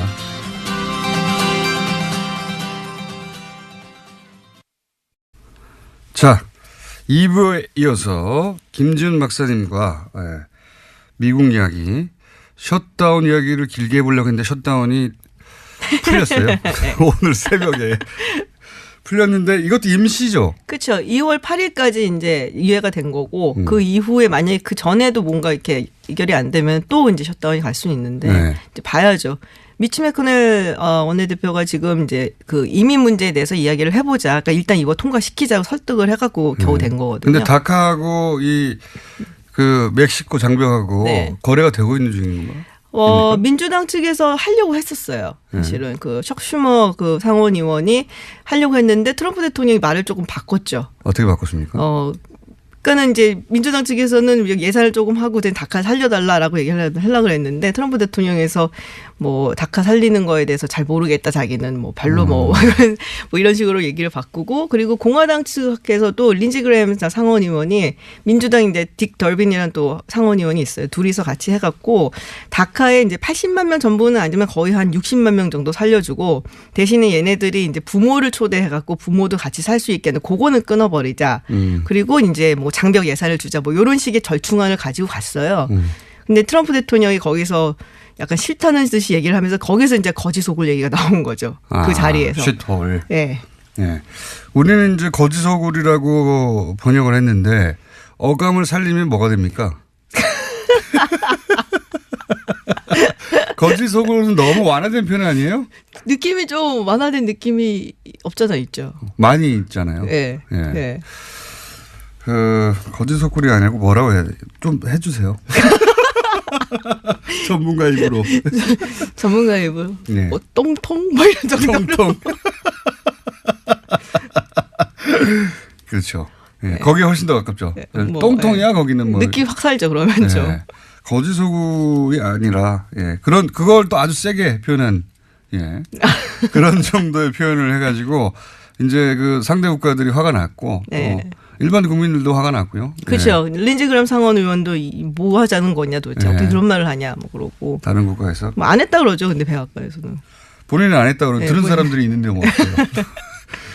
그래서 이제 이 전선이 서서 셧다운이 됐다가 지금 일시적으로 해제된 상태고 2월 8일부터 다시 그때까지 해결이 안 되면 다시 한번 그때 나오시기로 하고요. 지금 미국 상황을 간단하게 또 짚어보자면 러시아 문제는 좀 잠잠하죠. 지금 계속 수사는 하고 있는 중이에요. 그래서 수사망을 이제 좀 좁혀가면서 그러다가 어느 순간 쑥 또 올라오거든요. 그다음 이번에는 누구를 이제 뭐 수사를 한다. 그래서 제가 알기로는 계속 뭐 하고는 있어요. 사위 얘기가 나왔었죠. 예, 사위가 타겟이 될 수 있다. 네. 사위가 타겟이 되면 그다음 대통령 아닙니까? 그다음에는 이제 뭐 대통령으로 거의 간다고 봐도 딸하고 뭐 아들 뭐 자식 그렇죠. 엮여서. 네. 그러니까 지금은 약간 가라앉은 상태인데 계속 수사는 되고 있는. 그리고 정치 상황에 따라 훅 올라올 수도 있겠죠. 그렇죠. 예. 이 문제는 어떻습니까? 저는 사실 러시아보다 최근에 화제가 됐던 파이어 앤 퓨리 거기 보면 이제 트럼프 내부 인사들을 쭉 인터뷰해가지고 책으로 내서 크게 화제가 됐잖아요. 네. 거기 이제 가장 재밌는 내용이 뭐냐면 트럼프는 대통령이 될 생각이 없었다. 예. 그런 내용이 나오죠. 그렇죠. 예. 그리고 이제 그걸 굉장히 자세하게 나옵니다. 오히려 트럼프 캠프는 당선에 대해서 충격을 받았다. 그러면서 당선이 된다는 목표가 아니었고 자기들도 당선될 거라고 생각하지 않았기 때문에 예를 들어서 이해 충돌의 문제, 뭐 돈을 받는다든가 러시아 쪽으로부터 강연료를 받는다든가 또는 뭐 트럼프 대통령이 자기가 가지고 있는 소유한 건물에 외국 인사들 막 부르잖아요. 그렇죠. 예, 거기 묵게 하고. 그래서 대통령인데 국가 결정에 영향을 미칠 사람들을 자기 비즈니스에 활용했기 때문에 거기 묵게 하고 이해 충돌의 문제가 생기고 뭐 근데 이제 그렇게 했던 이유 중에 하나가 우리 대통령 될 리가 없기 때문에 막 했다는 거 아닙니까? 근데 그 당시에 이제 당선이 확정이 되고 이제 와서 이제 뭐 연설 같은 걸 하잖아요. 모습을 보시면은 굉장히 놀랐다, 당혹스러워하는 모습은 확실히 보이기는 해요. 보통은 굉장히 기뻐하고 같이 환호하고 이러는데 이건 뭐지? 잠잠하고. 그래서 굉장히 그 당시에 연설을 할 때 트럼프가 정말 처음으로 아주 프레지덴셜한 모습을 보여줬다라고. 진지하다고 진지하죠. 해석했는데 그때는 그게 아니고 진지한 게 아니라 당황한 거예요. 좀 놀랐던 것 같아요. 제가 보기에도. 뭐 그냥 전세가 좀 뭐 힘들다라는 평가도 사실 있었고 그래서 더 그랬는지 모르겠는데. 목표가 당선이 아니었다. 이렇게 전세도 힘들었지만 목표가 당선이 아니었다는 내용이 나오죠. 그런 얘기가 있었어요. 사실은 이제 대선이 끝나고 난 다음에 방송국을 하나 차리려고 했었다. 뭐 이런 얘기도 있었는데 뭐 충분히 그랬을 것 같다는 생각도 들죠. 워낙 그러니까 TV 스타였으니까. 비즈니스를 하려고 출마했는데 덜컥 당선이 돼버린 겁니다. 근데 또 사람이 이렇게 그 자리에 올라가면 잘하고 싶잖아요. 그런 마음이 들 수는 있죠. 그러니까 진정으로 준비되지 않은 그래서 아직도 임명되지 않은 관료들이 많죠. 빈 자리들이 굉장히 많죠. 네. 내각을 구성하고 이런데. 출발한 게 아니었던 네. 거예요. 예. 근데 근데 이제 트럼프 대통령 본인이 이 관료 조직을 별로 믿지 않는 것도 있어서 딱히 뭐 꼭 굳이 채워넣을 필요도 없다라고 생각을 하는 거예요. 본인 하나로 충분하다 이런 얘기가 나요. 내가 그냥 중요한 거다. 예? 네. 그렇게 표현하고 있습니다. 근데 이제 그러다 보니까 이게 러시아 얘기도 꺼낸 이유가 뭐냐면 이 이해 충돌의 문제 때문에 네. 미국은 이거 엄격하잖아요. 엄격하게는 한데 뭐 걸려면 걸 수도 있을 것 같아요. 그리고 사실 제 생각에는 러시아 게이트를 파고 헤쳐갖고서는 뭐 탄핵을 한다니 법적으로 거는 것보다 오히려 이런 부분이 법적으로 걸긴 굉장히 네. 쉽거든요. 대통령을 권한을 이용해서 자기 비즈니스를 한다. 네, 근데 그 정도의 좀 분위기도 사실 조성이 돼야 되는 거고, 그리고 이제 굳이 그렇게까지 할 만한 큰 게 뭐가 있느냐, 뭐 이런 부분도 봐야 되는 거고, 그러니까 쉽지는 않은 거죠. 아무래도 살아있는 권력이니까. 자, 이 이해 충돌의 문제가 러시아보다 더 클 수도 있다. 자, 마지막으로 한 가지 더 여쭤보자면, 우리나라에서는 이제 그 평창 올림픽이 네. 사실상 망했다는 식의 보수 매체 혹은 보수 정당의 주장이나 안 되길 바래요. 예. 안 되길 바라는데 실제 미국에서 들려오는 소식은 좀 다릅니다.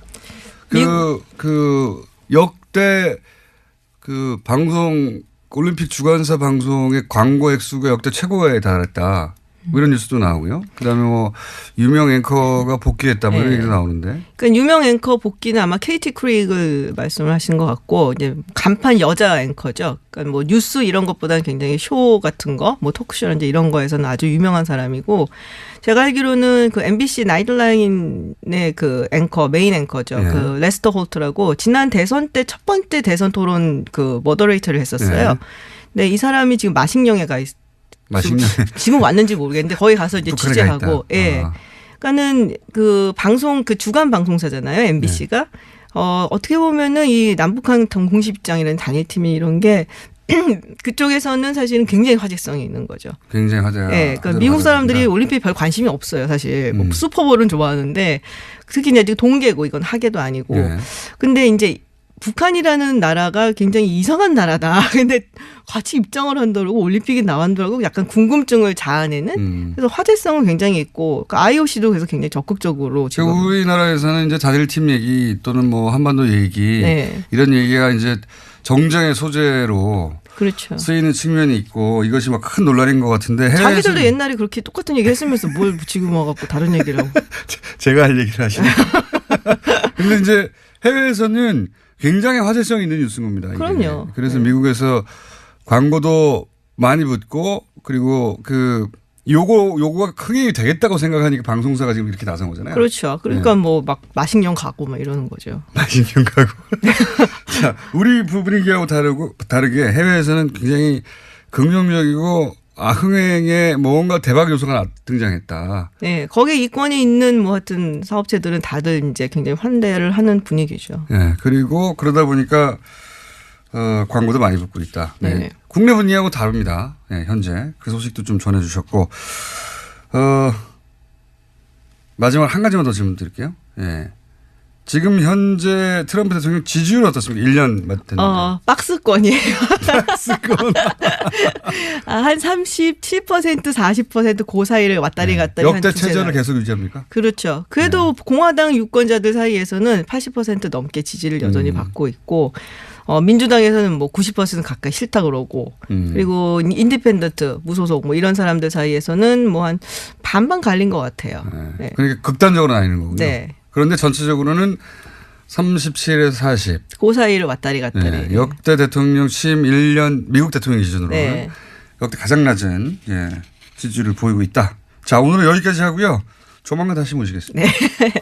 한동안 저희가 미국 소식을 안 들어가지고. 자, 김지윤 박사님이었습니다. 감사합니다. 고맙습니다.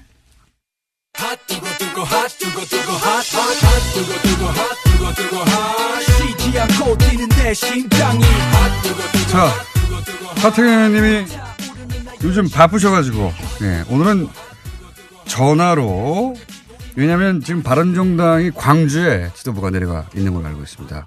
전화로 연결하겠습니다. 안녕하십니까? 예, 하태하태 광주 와 있습니다. 광주에서 보고 드립니다. 네, 흔한 민심을 좀 잡아보려고 가셨나 보죠? 예, 여기서 아침부터 많은 분들로부터 박수 받고 내리고 있습니다, 지금. 네. 크게 환영받지는 않으실 것 같긴 한데, 지금 일정은 어떻습니까? 오늘 이제 최고위원회 곧 들어가고요. 네. 그 다음에 이제 망월동 가서. 망월동. 하고. 네. 예. 그 다음에 이제 국민통합포럼. 네. 안철수 대표 와서 같이 행사하고 이렇게 돼. 그리고 호남에서 바른정당 첫 최고위원회도 하신다고? 예. 예, 그렇습니다. 이 호남 첫 최고위원회입니다. 열심히 노력하시는군요. 예. 제가 그래서 화끈한 거 좀 준비를 했습니다, 오늘. 아, 그래요? 광주 시민들에게 드릴. 예. 정말 화끈한지 한번 말씀해 봐 주십시오. 딱 두 가지인데요. 하나는 여전히 빨갱이 장사하는 낡은 보수 몰아내야 된다. 자유한국당? 예. 자유한국당. 홍준표 대표 뭐 주사파 정권 하더니만 이제 주사파 정권의 좌파 사회주의 정부. 이거 뭐 빨갱이 장사 아니면 할 게 없냐. 개혁 보수는 빨갱이 장사 안 한다. 뭐 이거 하나 하고요. 예. 두 번째는 제가 그 전에도 이야기하긴 했는데 좀 덧붙여서 김대중 빨갱이로 몰고 광주 민주항쟁을 빨갱이로 모은 대한민국 보수는 광주에 사과해야 된다. 제가 오늘 정말 진심 어린 그런 사과를 할 생각입니다. 자, 대한민국 보수가 광주에서 새로 태어난다 선언을 할 겁니다. 네, 알겠습니다. 바른정당 입장에서는 이제 호남 표심도 잡아야 되니까 민심도 잡아야 되니까 그런 행보를 하고 계신데 그런데 이제 그 국민의당 같은 경우에는 당이 사실상 그 반으로 쪼개져 있다고 봐야 되지 않겠습니까? 그죠?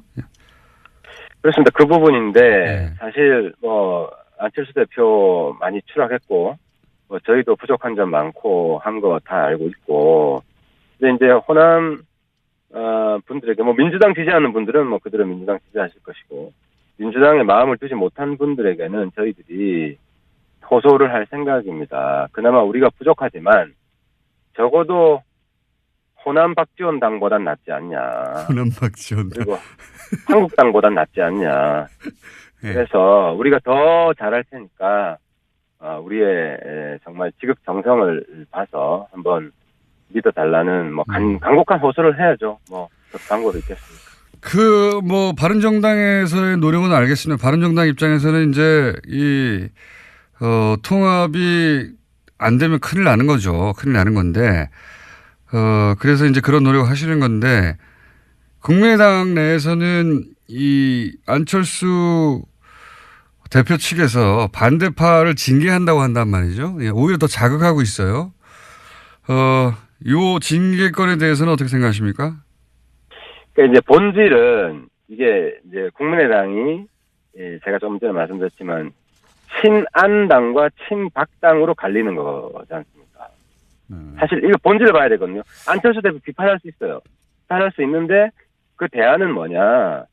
사실 그러니까 이제 호남 친박당이거든요. 친박지원 당이거든요. 그러면은 그 이제 자꾸 박지원 대표 쪽으로 물론 박지원 대표 중요한 역할을 하긴 하는데 박지원 대표에 대한 이제 영남권의 이미지가 안 좋다 보니 영남권뿐만 아니라 호남 분들한테도 제가 이제 여쭤보는 겁니다. 그러니까 그래서 호남개혁신당이 예. 호남개혁신당의 리더십이 뭐냐? 유승민 안철수 계속 비판하셨잖아요. 예. 비판 우리가 다르게 받겠다는 겁니다. 그러면 호남개혁신당의 그 리더십은 박지원 아니면 박정천이다. 네. 어제 이용주 의원이 그런 얘기 했잖아요. 친한당에 함께 못하지만 박지원 당에도 함께 못하겠다. 박지원 은퇴해라. 네. 이선으로 물러나라고 지금 은퇴라기보다 그러니까 이선으로 물러나라고 그랬죠. 예. 그러니까 당 대표는 안 된다는 얘기죠. 예. 그렇죠. 호남개혁신당은 이것대로 제가 볼 때는 미래가 있는가. 이거 하나하고 또 하나는 지금 사당 대표를 한번 쭉 놓고 보십시오. 추, 홍, 그다음에 이영자 들어가는 두 사람, 안유. 네 사람 중에는 그래도 안유가 낫지 않습니까? 예. 그렇게 생각하지 않는 분도 있겠지만 무슨 말씀? 안 그런 분도 있겠죠. 네. 근데 홍 대표보다는 전 낫다고 생각하고요. 예. 추 대표는 뭐 제가 평가는 안 하겠습니다만은. 왜 안 하십니까? 하시지. 아니 추 대표, 홍 대표 사이 좋게 팔짱 끼시고 할 때 제가 옛날에 오누이 남매 더맨 더머 같다고 비판한 적도 있는데 저는 그 민주당 뭐 홍 대표랑 큰 차이 없다 본질적으로 리더십이 그렇게 생각하고 있습니다. 제 말은 무슨 말씀인지는 알겠습니다. 근데 반대파 그러니까 이 안철수 대표 쪽 입장은 이제 반대파를 징계한다는 것은 이건 더 자극하고 더 시끄럽게 만들 일인데 그렇게 한다는 거잖아요. 근데 이 징계 중에 이런 게 있을 수도 있다. 그러니까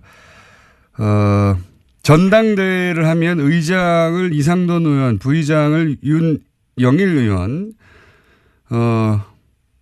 이 맡게 되는데 이분들까지 징계를 해서 전당대회 의장권을 박탈하고 예, 소위 당권파 지금 안철수 대표 쪽에서 전당대회를 자기들 마음대로 하려고 이걸 카드 꺼낸 거 아니냐 이런 해설들이 있습니다. 해석들이. 근데 지금 보면 그 이제 반대파의 일정이 28일 날 창당 준비위원회 구성하는 거잖아요. 예. 창당 준비위원회는 법적으로 인정이 되는 당이에요, 이게. 네. 그러니까 새로운 당을 이미 만든 거거든요. 창준이가 이제 출범했죠. 예. 예, 창준이는 당입니다. 그래서 새로운 당을 만드는 것이기 때문에 새로운 당에 들어가겠다고 정치적 의사를 표시한 분은 그 당의 전당대회를 하는 게 맞죠. 국민의당은 사실상 예, 내용적으로 나간 것이기 때문에. 그러면 이분들을 그러면 출당을 시켜주면 좋지 않습니까? 정작 출당을 안 시켜요. 그래서 사실 그분들 출당에 대해서 비례대표인 이상돈 의원이 저쪽으로 가가지고 합류하겠다는 건데 징계는 하되 출당을 안 하겠다는 이것도 사실은 앞뒤 안 맞지 출당 문제에 않습니까? 대해서 이제 국민의당 의원들하고 저희들이 진지하게 이야기를 해봤어요. 네. 이야기를 해봤는데 결론은 이걸 저도 아쉬운 점이 있고 저도 이상돈 의원하고 친하고 딴 분들하고 친한데 통합되고 나서 적어도 우리가 설득할 시간은 좀 있어야 되는 거 아니냐. 설득이 불가능한데 뭘 자꾸 설득하는. 또 그렇지 않다니까. 이상돈 의원 같으면은 사실 과거에 우리 당이었어요. 자, 제 말은 뭐냐면 그럼 얘기는 알겠습니다. 그러니까 일단 안 대표랑은 사이가 안 좋지만 예. 또 마음 둘 곳이 있으면 뭐 그 당에 뭐 원수 같은 사람 한 사람 있어도 그 당을 꼭 떠나는 거 아니에요? 아니, 본인은 가겠다잖아요. 자꾸 가겠다는데 뭘. 그러니까 요는 핵심은 그거 아닙니까? 저쪽 반대파들의 당의 그 사이즈가 커질까 봐 못 나가게 하는 거잖아요. 그러면서도 징계라고 하면서 당원권 정지까지만 시키는 거잖아요. 지금 논리대로면 그렇게 해당 일을 결정적으로 했으면 출당시키면 되는 건데 출당을 안 시키고. 그러니까 뭐 저는 그렇습니다. 제가 지금 예. 제가 드리고 싶은 말씀은 제가 국민의당 지금 안에 있지 않기 때문에 뭐라고 좀 월권적인 건데 만약에 통합신당이 되면 예. 합당이 되면 제 발언권이 생기기 때문에 그런 부분들에 대해서 조금 더 뭐 전향적인 조치를 취할 수 있도록 노력을 하겠다. 근데 아무튼 뭐 지금은 어쨌든 아직까지는 다른 당이기 때문에 그 부분은 조금 어쨌든 최대한 저는 이상돈 의원이 하태경이랑 한번 같이 하자. 이런 설득을 저는 할 시간이 필요하다고 하태경 의원이 거기 있는 거 다 알고서도 나간다고 하는 거예요, 이미. 아니 꼭 그렇진 않아요. 우리는 조금 다 온도차가 있다고 생각해요. 이제 이상돈 의원이랑 친한 분들이 많아서 네, 친한 분들 원래 있었죠. 예. 네, 우리 당은 여러 거기 안 간대잖아요. 아니, 본인이 안 간다는데. 저희 당 분들한테 이야기하는 건 조금 달라요, 온도가. 그래서 뭐 구체적으로 좀 밝히긴 그렇지만. 자, 유승민 대표도 사실은 몇 차례나 안철수 대표한테 그분들 사실 출당시키고 오는 게 맞지 않냐. 왜냐하면 새로운 당 만들어졌는데 또 뭐 세 분밖에 없는지 또 더 있는지 모르겠습니다만 그 당에 합류할 생각이 없는 분들이 강제로 끌려가가지고 거기서 잘 있겠습니까? 뭐 계속 당 내에서 여러 가지 문제 제기하고 그러면 시끄러우니까 그럼 정리하고 오라고 유승민 대표는 입장을 낸 거잖아요. 그죠? 그게 맞죠? 예, 공개적으로 사실 요구했죠. 요구했고 그 문제 가지고 계속 협의를 해서 저희들도 일단은 조금 더 목소리는 안 내는 쪽으로 방향을 잡았습니다. 그건 이제 제가 조금 전에 말씀드린 그런 이유로 우리도 조금 설득할 시간을 가져보자. 그러면 만약에 출당 안 해주면 방법이 없으니까 이 뭐 세 분인지 또는 뭐 더 많은지는 모르겠으나 최소한 세 분이 본인의 의사와 다르게 통합되는 신당에 이제 소속이 되었어요. 근데 이분들이 그때도 계속 나는 여기 있지 못하겠다. 출당시켜 달라 요구하면 어떡합니까? 그때. 그때는 그러니까 그렇게 해서 저는 한 어느 정도 이제 저희들이 설득하고 다시 이제 이야기할 시간을 좀 가지고. 그게 며칠이나 필요합니까? 아이, 지금 뭐 이야기하기는 그렇고요. 네. 자, 알겠습니다. 뭐 상대 이제 반대파들이 만들 당이 잘 안 되길 바라는 건 당연하죠. 당연한데, 이건. 네, 그쪽에 가면 미래가 없습니다. 그렇잖아요. 그거는 개별 의원들이 각자 판단하는 일이죠. 그거 대신 판단해 줄 일은 아니지 않습니까? 아니, 근데 그분들도 그렇게 생각할 거예요. 아니, 그래서. 본인들은 간대잖아요. 실제로 이제 민주당 가려고 한다. 네. 다수가. 그쪽에 민주당에서 받아주는 분도 있고 안 받아주는 분도 있기 때문에 민주당에 가려고 한다는 의혹도 강하게 가지고 있고 민주당 의원 숫자 늘리게 해주는 거는 그건 사실 해당 행위죠. 자, 그거는 이 개별 의원들이 스스로 판단할 일이고 나간대지 않습니까? 자꾸 나가면 그러니까 그 판단은 다르다는 거예요. 원래 비례는 당 몫으로 배정이 된 것이기 때문에 정말 부득불이하고 신사적으로 될 때만 이제 서로 정치적으로 타협이 될 수 있는 것이지 원칙적으로는 안 내보내주는 게 맞아요. 근데 이제 저희 당에서는 그나마 좀 신사적으로 이야기를 해보려고 최대한 한번 설득할 시간을 가지자는 겁니다. 자, 그건 알겠고요. 지금 반대 파에서는 이제 통합 반대 또는 뭐 합당 반대파에서는 자신들이 열석은 물론이고 그 이상도 확보되어 있다 이렇게 얘기하고 있거든요. 근데 이제 당권파 합당파 안철수 대표 측에서는 무슨 소리냐 열석 되기 힘들다 실제 당 만들면 나갈 사람 얼마 없다 이렇게 얘기하고 있거든요. 의원님은 어떻게 파악하고 계십니까? 그러니까 이제 저는 의석수가 중요한 게 아니라 거기 당은 제가 볼 때 지속 가능하지 않다. 그러니까 예를 들어 안철수, 유승민 둘이 합치는 것만으로 지속 가능할 거냐 비판을 많이 받잖아요. 물론 둘이 경쟁하고 뭐 갈등이 있을 수가 있죠. 근데 제가 볼 때는 그쪽 당은 박정천 세 분이 계시고 그 세 분이 한 목소리가 되겠느냐. 그리고 이선우 후퇴하라고 하는 젊은 의원들이 있고 이게 단일 정당으로 존속 가능하겠느냐. 그래서 알겠습니다. 거기는 나가더라도 어차피 핵분열될 수밖에 없다고 보는 거죠. 그러니까 그 당의 걱정은 그 당이 알아서 하게 하시고. 그러니까 그 말은 예. 이 의원들이 그 당의 미래를 보고 가는 것이기 때문에 예. 그 안에서 다시 핵분열에 대해서 또 추한꼴을 보인다. 이런 게 충분히 예측이 되는 상황에서 쉽게 이렇게 옮기려고 하겠느냐 하는 겁니다. 그래서 통합신당이 예. 그러니까 결과적으로 통합신당이 저는 많이 남을 거라고 봅니다. 몇 석 많이 남을 거라고 보고 열석 기준으로 얘기해 보죠. 열석 이상이다 이하다. 저는 뭐 한 10석 전후 그러니까 맥시멈 10석. 맥시멈 15석. 맥시멈 15석이 많은 거죠. 아니 그러니까 최대 15석이고 예. 제가 볼 때는 평균 정도 해서 뭐 9석 10석. 지금 바른정당 규모 아니겠느냐. 만약에 15석이 되면 여기에 비례대표 3명 합치고 한두 명만 2명만 더 하면은 교섭단체입니다. 예. 그러면은 사실. 그러니까, 이게 교섭단체로서. 예. 그거는, 아무튼, 앞으로 보시면 알겠지만, 교섭단체로서 유지되기 쉽지 않습니다. 알겠습니다. 지방선거 후보를 못 낼 거예요. 그 정당. 후보를 못 낼 거. 예. 이해했고요. 깊은, 큰 바람이 담긴 전망 잘 알았고요. 그러니까 10석 전후에 불과할 것이다. 아무리 많아도 15석. 근데 이제, 본인 전망으로는 뭐 8, 9석 이 정도가 되지 않겠는가 현실적으로는. 자 그러면 예 그렇습니다. 만약에 15석 쪽으로 가까워졌다. 그럼 어떻게 하실 겁니까? 염색하시나요? 이번에 진짜로? 근데 그 염색은 아무튼 너무 우리 그때 염색한 약속이 딴 거였잖아요. 무슨 댓글 박근혜 정부 때 댓글 나왔냐 이거 같은데 그건 한번 결판 내고 가야 될 지금 타이밍인 것 같은데요. 염색은 이미 하셨어야 해요. 그거 그게 아니고 댓글 국면이 넘어가지고 다스로 확 바꿨고. 요즘은 또 특활비로 확 바꾸고 있는데. 진거나 진배 없어요. 진배 없는데.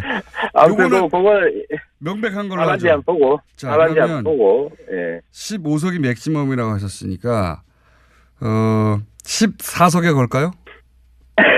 14석 이상이면. 그거는 다음 주에 우리 얼굴 마주보고 합시다. 지금 전화로. 마지막으로 여쭤보겠습니다. 최근에 동계올림픽 관련해서 여러 가지 이제 논란들이 있는데 그 중에서 나경원 의원이 IOC에 항의 서한을 보낸 사안, 예, 국회의원이 직접 행동한 건 이거니까 요 행위에 대해서는 어떻게 생각하십니까?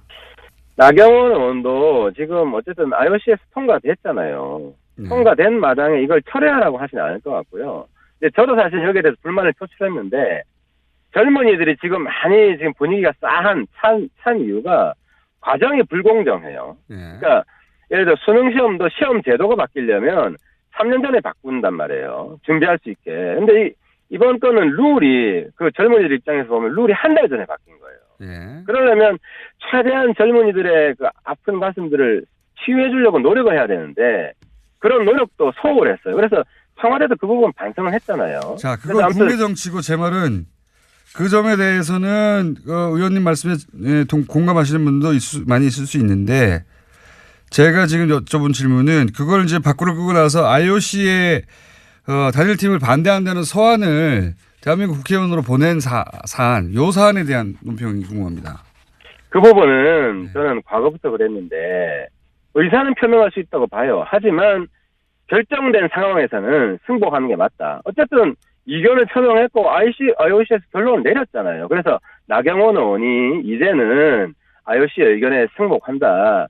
그동안 과정에 여러 가지 문제점들이 있었지만 이제는 단일팀 성공시키기 위해서 같이 노력하자. 그리고 정부도 우리 젊은이들의 아픈 마음을 치유해 주기 위해서 노력하자. 이런 식으로 상생으로 풀 때다. 저는 그렇게 생각합니다. 자, 오늘은 전화니까 여기까지만 하고요. 예, 광주에서 고생하시고 광주에서 어떤 대우를 받는지는 다음 주에 오셔서 말씀해 주십시오. 감사합니다. 예, 감기 조심하세요. 네, 바른정당 하태경 최고위원이었습니다.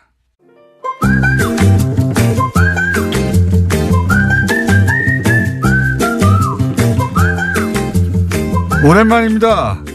그동안 독감으로 못 나오셨던 칼 플라라니 사회경제연구소 정태수 소장님 나오셨습니다. 안녕하십니까? 네, 안녕하세요. 네, 소장님이 연속 2주 못 나오셨죠? 네. 예, 3주째 나오셨는데 소장님 어디 갔냐는 문자가 안 왔어요. 네네. 그런데 위력은 대단합니다. 제가 1월 3일 날 어머니 모시고 어딜 가느라고 가다가 주유소에서 기름을 넣었거든요. 네. 근데 제가 딱 그 얘기 가득 채워주세요 5글자를 얘기했는데 그 주유하시던 분이 혹시 라디오 출연하시잖아요. 목소리. 예, 목소리만 듣고. 가득 채워주세요. 예, 5글자였고 그래서 주유하다 말고 나와서 사진 찍었어요. 그분하고. 근데 그분 얘기가 그분이 이제 거기서 아르바이트 하시는 분 같은데 최저임금 같은 걸로 도와주셔서 감사하다고. 자. 그래서 오늘 최저임금 이슈가 정해졌군요. 아, 그런가요? 이번 주 주제는 최저임금 관련해서 이제 보수 매체들이 사실은 공격을 뭐 거의 한 2주 3주 연속으로 지속적으로 했어요. 야, 큰일 났다. 우리나라 망하게 생겼다. 막 자영업자들 다 죽었다. 뭐 이런 식의 보도를 쏟아냈는데 그래서 최저임금 관련한 얘기를 좀 다뤄보겠는데 최저임금을 올리자 야 3당도 일제히 공격을 했죠. 그래서 우선 요 얘기부터 한번 들려드리겠습니다. 그러니까 지금 안철수 대표, 홍준표 대표, 유승민 대표 모두 최저임금에 대해서 이제 문제 삼고 있는데 이분들이 다 공약이었어요. 그렇죠. 예, 기억 안 나시는 분들을 위해서 저희가 오마이TV에서 제작한 요 공약이 어떻게 발표되었고 그리고 최저임금 인상안이 발표되자 어떻게 입장을 바꿨는지 잠깐 들려드리겠습니다. 핵심만. 저는 반드시 임기 내 10,000원 이상으로 올릴 겁니다. 최저임금 사태는 문재인 정부 불통의 현주소입니다. 자, 내용이 급하게 나가서 놓치신 분들을 위해서 잠시 말씀드리면 저는 거짓말을 하지 않는다. 반드시 지킨다. 최저임금 1만 원으로 만들겠다 했는데 이제 최저임금이 올라가자 이게 문재인 불통의 현주소라고 안철수 대표가 말씀하시는 게 나간 거고. 자, 다음 홍준표 대표. 최저임금 1만 원 실현 기호 2번 홍준표. 최저임금까지 급격히 올리고 있으니 이래서야 경제가 살아나고 일자리가 생길 수가 있겠습니까? 네, 마찬가지입니다. 네, 공약이었는데 최저임금이 올라가니까 경제가 죽고 일자리도 없어진다. 최저임금이 올라가니까 일자리가 없어진다. 이렇게 표현했습니다. 한마디로. 자, 유승민 대표도 마찬가지입니다. 지금의 상황에서는 최저임금 인상만이 거의 유일한 해법입니다. 최저임금이나 근로시간 단축이나 정책 절하를 하기를 촉구를 합니다. 자, 유승민 대표도 마찬가지입니다. 거의 유일한 해법이다. 그러면서 이제 유승민 대표는 좀 더 구체적으로 공약을 했어요. 안철수 대표는 임기 내라고 2022년까지죠. 그렇게 되면. 유승민 대표는 2020년까지 10,000원. 근데 이제 지금처럼 급격히 올리면 안 된다고 그랬는데 20년까지 10,000원 올리려면 매년 한 15% 정도 올라가야 돼요. 네. 네. 급격히 올라가야 됩니다. 사실은 당시에 5명의 후보가 3년이냐 5년이냐의 차이가 있었지 다 10,000원까지 올린다는 약속을 했죠. 그렇죠. 둘 중에 하나잖아요.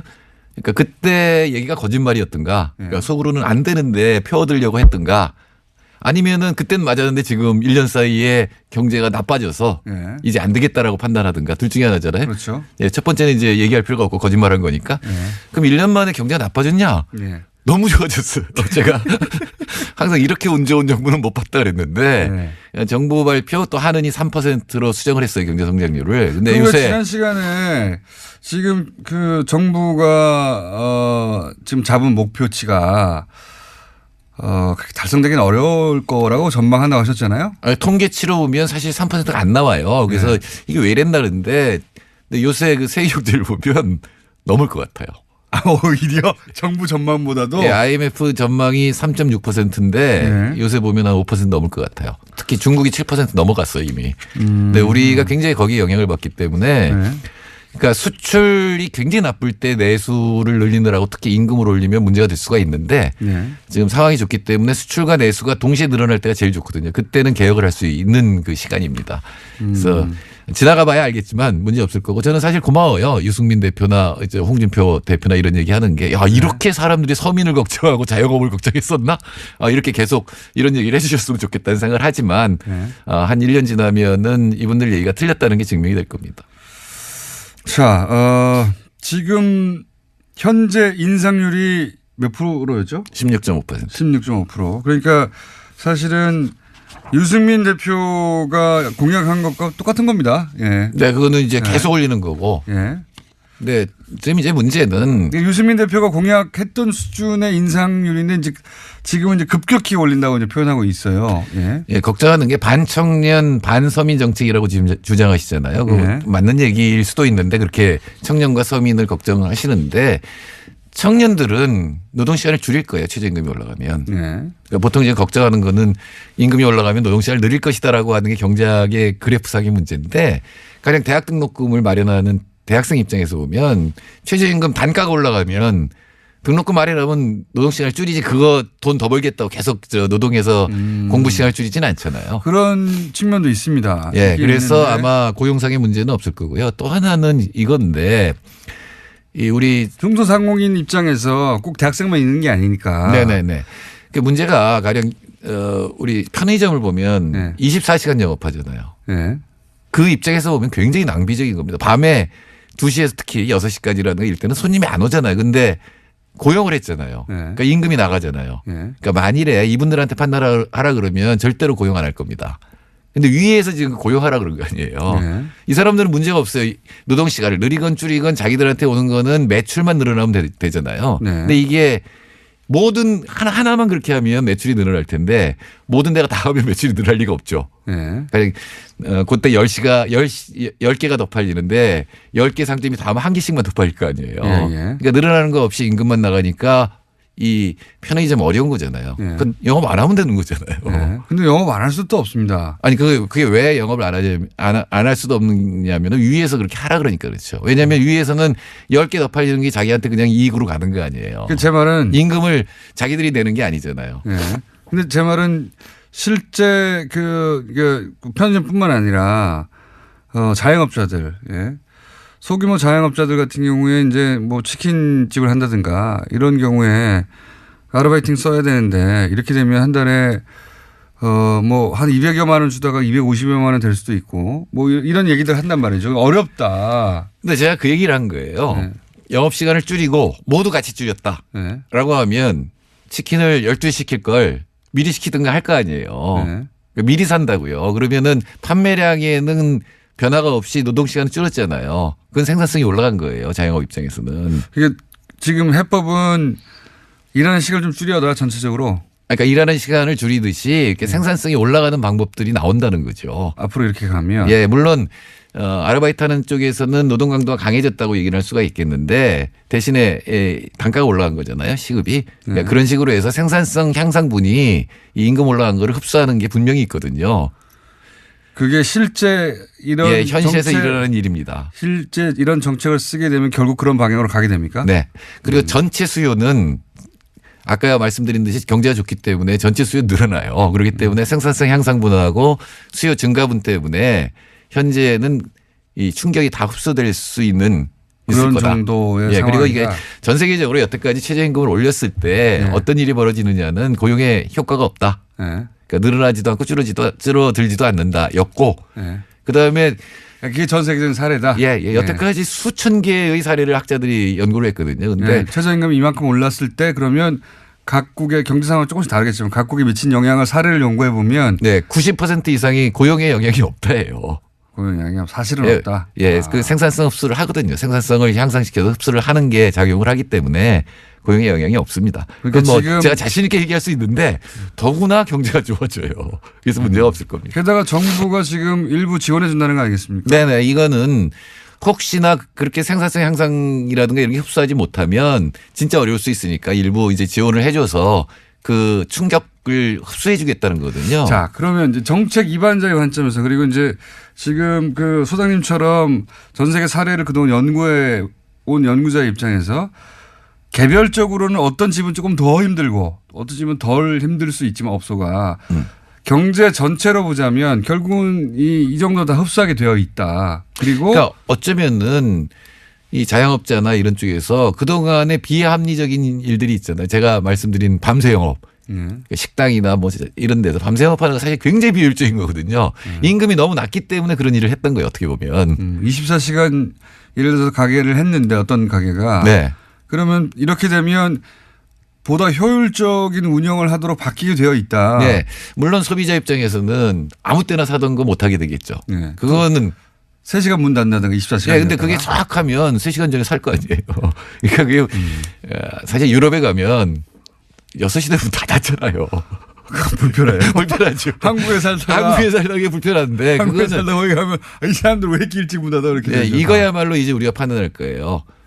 우리가 어떻게 행동하는 게 남들한테도 이익이고 나한테도 좋은 일인지. 이 말씀은 이런 거네요. 그러니까 결국은 이제 그 임금이 조금씩 더 올라가고 그게 이제 자영업자의 관점에서 당장 힘들어 보이지만 결국은 효율을 더 높이고 혹은 삶의 방향도 좀 바꾸게 되고 점점 그 방향으로 가는 게 맞지 않냐. 그러니까 1인당 GDP 3만 달러의 삶이라는 거는 집처럼 살면 안 돼요. 못 살아요. 그렇게 하면. 그러니까 외국에 가서 불편한 것 중에 하나는 거기 임금이 너무 높기 때문에 우리한테 지금 제공되는 서비스가 제공 안 되는 거거든요. 밤에 막 주문해도 막 오고 이거는 사실 이제 없어져야 되는 어떤 상황이라고 봐야 되는 거지. 그러니까 소비자들이 약간의 불편을 감수하면 최저임금의 효과는 그 충격파는 없을 것이다라는 게 제 생각이고. 그러니까 내가 조금만 불편하면 불편한 게 아니라 그게 정상인 거고 남을 생각하는 삶에 맞게. 익숙해졌으니까요. 근데 어떡합니까? 너무 익숙해졌죠. 아무 때나 배달하고 24시간 식당도 있어야 되고. 임금이 너무 낮아졌기 때문에 그런 게 가능한 거죠. 그게 좀 올라가면 그런 정도의 불편 같은 거는 감수해야죠. 자, 근데 이제 개별적으로 힘든 분들의 이제 인터뷰를 따서 최저임금으로 다 망하게 생겼다고 하는 것도 과장이긴 하지만 그건 과장입니다. 분명히 정치적 목적을 가지고 이제 보수 매체들이 그렇게 공격하고 있는데 거꾸로 이런 정책, 그러니까 지원하는 정책 효과 됩니까? 네. 그러니까 과도기적으로는 효과가 있을 수가 있죠. 근데 전체적으로는 충격이 흡수되는 동안 지원될 수가 있는 거고요. 저는 또 정부가 이 지원하는 것도 신청하게 하지 말고 그냥 통장에 그냥 집어넣어줬으면 좋겠어요. 이미 다 파악하고 있을 거 아니에요? 알겠습니다. 집어넣어주고 거기에 대해서 불만 있는 사람들이 더 달라고 하든가 이렇게 하면. 정태인 소장님이었습니다. 안녕. 그걸 진원이라고 제목을 정해놓은 겁니다. 진원이 뭔지 설명을 안 해주니까 이게 무슨 엄청난 컴퓨터 파일 같잖아요. 그게 뭐 CPU 제목 같잖아요. 논지를 뒤집어 놓은 겁니다. 그 안에 논지. 그러니까 이게 인정이 돼야 국정원장이 부서장 회의를 통해서 결정한 사항이 실행에 옮겨진다. 입증이 되는 거거든요. 지시사항이 있는 내용이니까요.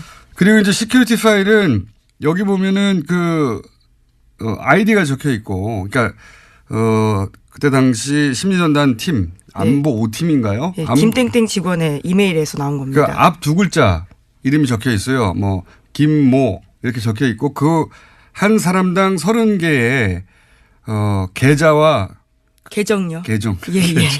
예, 계좌가 있으면 더 놀라운 일이었을 것 같은데요. 계정과 비번이 적혀 있어요. 네. 한 사람당 30개씩.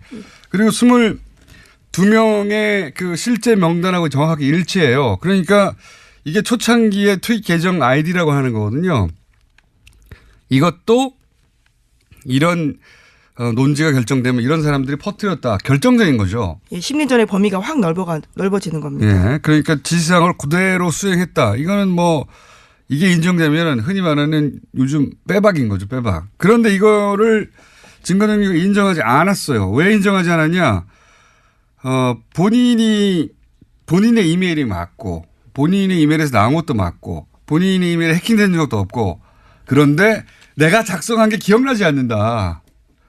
예, 갑자기 그렇게 부인했습니다. 처음에 재판 나왔을 때만 하더라도 그렇게 이야기 안 했는데요. 어디서 코치를 받고 왔는지 두 번째 재판 나왔을 때 그렇게 말을 바꿨거든요. 본인의 이메일이고 그리고 해킹된 적도 없고 자기께 맞으면 부인할 수가 없잖아요. 그래서 부인하지 않았어요. 근데 갑자기 부인을 합니다. 기억나지 않는다고. 그랬더니 증거 능력이 없다고 파기환송을 해버린 거, 이거 황당한 일이 벌어졌는데 그게 그냥 벌어진 게 아니라 이런 주고받는 상황에서 이런 일이 벌어졌다는 겁니다. 예, 대법원 행정처가 코치했다라고 볼 수밖에 없는 상황이죠. 당연히 그렇게 의심을 할 수밖에 없는 겁니다. 이제 그런 일이 그러니까 특정 재판에 대해서 사실은 이렇게 끌고 가야 되겠다고 청와대와 사법부의 법원 행정처에서 계속 의논했던 거죠. 그래서 이렇게 하면 된다 해서 그 방향으로 가서 실제 그렇게 얼토당토하는 결과를 내버린 거예요. 네, 그 증거가 나온 겁니다. 이번에 물증이요. 더 황당한 것은 지금 이게 이제 사법부가 자체적으로 그 당시 그 당시 행정처에서 쓰이던 그 주요한 그 컴퓨터를 다 열어본 게 아니에요. 다 네, 열어본 그렇습니다. 게 아니고 지금 법원 행정처에서는 거부했어요. 달라 그러는데 거부를 해가지고 키워드 검색을 한 겁니다. 또 똑같이 국방부 자체 조사가 우리가 신뢰할 수 없다고 하는 이유 중에 하나가 압수수색을 못하게 하는 거 있잖아요. 마찬가지입니다. 여기서는 키워드 검색을 해서 걸린 것만 나온 거고요. 게다가 그 컴퓨터에서 발견된 파일이 그런 방식으로 한 760개 정도 되는데 이 중에 300개는 이미 삭제된 거예요. 760개를 그럼 다 열었냐? 열지 못했어요. 760개 대부분을 열지 못하고 왜냐하면 거기 비밀번호가 걸려있기 때문에 비밀번호가 걸려있는 걸 열지 못하고 나온 게 이 정도예요. 네, 사실 비밀번호 걸려있는 것도 설정을 풀 수 있는데요. 해당 판사들이 비밀번호를 알려주지 않아서 열어보지 못하고 있다고 합니다. 이게 조사도 아니에요. 제대로 된. 그냥 열려있고 키워드에 걸려있는 일부 파일에서만 이렇게 나온 겁니다. 이 정도가. 근데 비밀번호를 걸었으면 더 민감할 거 아닙니까 내용이. 그냥 열어보지도 못한 거예요. 네, 그리고 핵심 인물로 꼽히고 있는 임종원 전 법원 행정처 처장이 있습니다. 차장이 있는데요. 이 사람이 사용하던 공용 컴퓨터는 아직까지도 조사를 하지 못하고 있다고 합니다. 이게 이제 상식적으로 이해가 잘 안 가실 수 있는데 이건 직장 내에서 비유를 하자면 직장 내에서 자기들끼리 조사한 거예요. 말하자면 그것도 직장 내 다른 부서에서 우리 안 된다고 그거 검사 못 한다고 조사 못 한다고 해가지고 그거 못 한 거예요. 사법부에서 이제 사법부 외부에 사법부 일을 맡기는 데 대한 그 기본적인 거부감과 우리가 최종 판단 기관인데 우리가 해결 못해서 검찰에 맡긴다는 거에 대해서 부정적인 인식이 사법부 내에서는 있겠죠. 그건 조직의 논리고 이거 범죄를 방치하는 겁니다. 이거는 현재 정말. 강제 수사가 되고 있지 않는 상황입니다. 그러니까 아무도 강제로 어떤 파일을 열어보지 못한 거고 지금 걱정되는 것은 뭐냐면 당장 삭제할 수 있잖아요. 예. 하드만 떼가지고 하드만 떼면 어떻게 합니까? 자기 PC 하드 떼가지고 가져간다든가 누군가 시켜서 밤에 삭제한다든가 디가우징 한다든가 뭐 기타 등등 여러 가지 방법으로 특정 파일을 군사 수준으로 반복 삭제하는 것도 있고 여러 가지 방법이 있거든요. 그렇게 할 수도 있는 거예요. 이 답답합니다. 이거 수사해야 한다라고 저는 생각하는데 이정열 판사에게 물어보겠습니다. 대체 어떻게 해야 되는지. 그냥 일반인의 상식을 보면 이게 말이 되나? 이렇거든요. 아니 이렇게 파일이 많은데 이걸 다 열어보지도 못하고 안 주면 조사도 못하고 이미 검색어로 나온 것만 해도 이게 법 위반이 명백한데 판사들이 이런 법 위반을 그냥 두는 거잖아요. 답답합니다. 큰 사건입니다. 아주. 잠시 후에 집중적으로 다뤄보기로 하고요. 자, 다음 뉴스는 뭐가 있습니까? 네, 다스 관련 소식 빼놓을 수 없습니다. 이명박 전 대통령의 다스 설립 자금 4억 2천만 원 됐다라는 핵심 증언이 나왔습니다. 시사인 보도인데요. 김성우 전 다스 사장의 검찰 진술이기도 합니다. 이 전 대통령이 다스 설립 자금을 됐다라는 증언이 나온 것은요, 이번이 처음입니다. 설립 자금의 액수가 나온 게 처음이군요. 네, 4억 2천만 원 냈다고 합니다. 1987년에 설립이 됐는데요. 당시에는 대부기공이란 이름으로 열렸습니다. 자, 여기에 소위 왕당파만 들어가면 이 위원회가 이제 공격을 받을 수가 있다. 그러니까 왕당파 말고 저쪽 편 입장에서 볼 때 이쪽 편. 네. 예. 그러니까 뭐 소위 말하는 이제 뭐 좀 진보적이라거나 네. 뭐 대법원의 비판적이라든가 그런 사람들을 다수 집어 넣어야 된다. 몇 명은 넣어서 이렇게 물타기를 해야. 그렇죠. 공격을 안 받는다. 예, 그러면 그런 성향의 사람을 알아야 되잖아요. 그 성향의 사람들 명단을 작성을 했습니다. 아, 그렇군요. 그게 64명이 있습니다. 이 표가 있어요. 좀 보여주세요. 예. 이거 보이는 라디오도 나가죠. 네. 엑셀 있습니다. 여기 보면 뭐가 나와 있냐? 있어요, 리스트. 1번부터 쭉 있고요. 예. 이름. 이거 뭐 1번 김땡땡 뭐 이렇게 나오는데 이거 전 보면 누군지는 아는데 말씀 못 드리겠고요. 현재 직책 서울고등 고법부장, 연수원 기수, 생년, 출신 고등학교, 대학교, 그다음에 이제 경력이 나오는데 다 이런 거 써 있습니다. 우리법, 노동법, 젠더법, 인권법. 그다음 옆에 특성, 뭐 기본적으로 보수 성향, 뭐 우리법 연구회 회장 역임, 뭐 여성 친화적 가치관. 이거 다 사찰에 써놓은 거. 이것도 최소한 리스트 아닙니까? 당연하죠. 예. 그러니까 리스트라는 게 1번부터 뭐 100번까지 번호 매겨서 네. 판사 판사 전원의 그 블랙리스트가 있느냐 이렇게만 바라보고 그게 없으면 다 블랙리스트가 없다라고 말하는데 그거 말이 안 되는 거고. 그렇죠.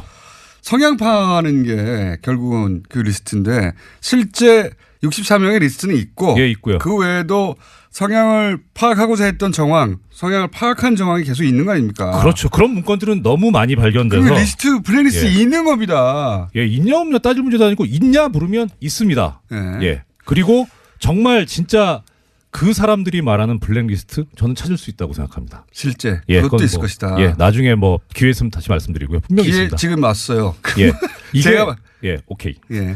지금 이번에 이 추가조사위원회에서 그 발표를 하면서 대상이 됐던 문건들이 예. 발견된 문건들이 2015년, 2016년 판이잖아요. 예. 그럼 그 이전 건 어디 갔습니까?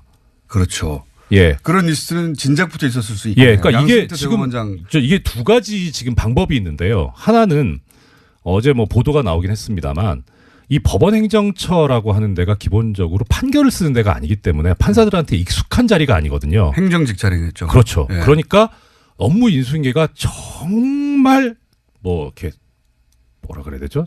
타이트합니다. 아하. 그러니까 종전에 있던 자료들 다 하나도 안 버리고 축적돼서 봤거든요.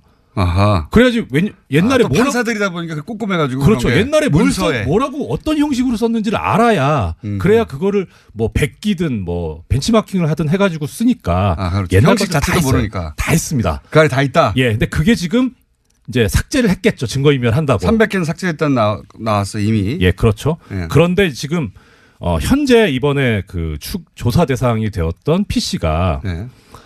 보통 이제 판사들이 쓰고 있는 PC 같은 경우에는 한 2, 3년 주기로 바꿔주거든요. 교체를 네. 합니다. 신형으로. 제일 좋은 거. 하지만 파일은 옮긴다는 거죠. 그렇죠. 파일은 옮기죠. 예. 그리고 그 쓰던 PC는 이제 법원 일반직 공무원들한테 가거든요. 예. 그러면 거기에 지금 이제 지워진 파일들이 있겠죠. 아, 그걸 조사하면 된다. 그렇죠. 근데 이거는 못 봐요. 왜냐하면 법원에 이번에 지금 추가조사위원회에서는 어차피 강제 수사권이 없기 때문에 이건 그렇죠. 압수수색해야 되거든요. 이건 네. 수사기관이 나서야 되는 거죠. 그러니까 지금 그 조사의 한계가 법원행정처에서 그 내가 못 줘. 그러면 조사를 못 했다는 거잖아요. 그렇죠. 그러니까 우리는 일반적으로 아니 대법원장이 직접 나섰는데 그게 안 되나 싶은데 그게 안 되나 봐요. 그러니까 일단은 조사기 때문에 이 조사라고 하는 건 임의 수사라 그래서 상대방의 동의가 있어야 됩니다. 아. 동의가 없으면 어떤 이제 긴급 피난이라든가 어려운 이론을 들이밀면서 이제 예외적으로 극히 예외적으로 할 수 있는 거죠. 서로들 판사기 때문에. 그러니까요. 서로들 판사기 때문에 아니 당신이 동의 받았어 뭐 이런 그런 상황이기 때문에 법을 어기는 어떤 조사는 절대 할 수가 없는 거군요. 예, 그런 거에 대해서 되게 부담을 느끼죠. 그러니까 그런 부담감을 알고 있기 때문에 이 양승태나 내지는 법원 행정처에 부역했던 판사들이 저번에 들고 나온 거죠. 뭐 절차 위반이다, 사생활 침해한다, 이딴 논리를 들고 나온 거죠. 이런 게 나올까 봐 그런 거죠. 그래서 지금 당연히 알죠, 그 사람들은. 지금 조사했던 방식은 키워드로 네. 일부 그러니까 제출되지 않은 것은 아예 조사도 못했고 네. 일부 게다가 비밀번호가 걸려 있는 거 열어보지도 못했던 거 아닙니까? 그렇죠. 비밀번호를 모르니까. 어마어마하게 나올 수도 있는 거예요. 네. 하루빨리 수사 의뢰해야 되는 거 아닙니까 이제? 그렇죠. 이거 또 어차피 양승태 씨 같은 경우에 지금 고발당해 있거든요. 네. 그러니까 거기에다 추가해가지고 그냥 압수수색 영장 발부받아서 하면 됩니다. 근데 이제 이게 사법부가 이 이제 자체 사안을 검찰에 수사 의뢰한다는 게 이게 자존심도 상하고 네. 그렇죠? 쉽게 결정하지 못할 수 있는 사안 아닙니까? 그렇죠. 수사 의뢰하기는 참 모양이 빠지죠. 그러니까 대법원장이 예. 검찰에다 수사 의뢰한다는 게 그렇죠. 어떻게 해야 됩니까 그러면? 그러니까 일단은 조금 전에 말씀드렸던 대로 현재 지금 이미 시민단체 측에서 양승태 씨를 고발을 해서 수사 중인 사건도 있고 예. 그다음에 또 추가로 고발을 하면 되죠. 그건 뭐 요건에 대해서 어렵지 않습니다. 블랙리스트가 꼭 고소가 있어야만 처벌할 수 있는 범죄는 아니기 때문에 대법원장 손으로 직접 하기에는 모양도 빠지고 그렇죠. 내부적으로 나쁜 선례라면서 계속 반론도 있을 수 있을 것 같아요. 그렇죠. 예전에 누구죠? 용산 참사 났을 때 네. 당시에 이제 김석기 저 서울지방청장이었나? 네. 청장이었나? 저 경찰청장이 네. 검찰에 수사 의뢰했었잖아요. 예. 그때 경찰 내부에서 조직을 팔아넘겼다라는 비판이 있었거든요. 여하간 조직 내부의 논리는 그러하고 게다가 이게 사법부라서 네. 예. 앞으로 어떻게 이 일이 처리돼야 할지는 저는 정확하게 모르겠는데 누군가 고소고발을 보통 일요일 오후 3, 4시 청와대 관저에서 박근혜 전 대통령에게 업무를 보고했다고 합니다. 이때 최순실 씨가 옆에 있었다라고 합니다. 옆에 있었던 것까지는 놀랍진 않아요. 이제 놀랍지 않은데 이 상하관계가 여실히 드러나는 증언이에요. 그러니까 문고리 3인방은 김기춘 막강했던 김기춘 비서실장조차 문고리 3인방을 어려워했다고 하거든요. 근데 이제 최순실 씨는 전혀 어려워하지 않았던 거죠. 예. 최순실 씨는 문고리 3인방도 어려워하지 않았을 뿐만 아니라 박근혜 전 대통령도 어려워하지 않았어요.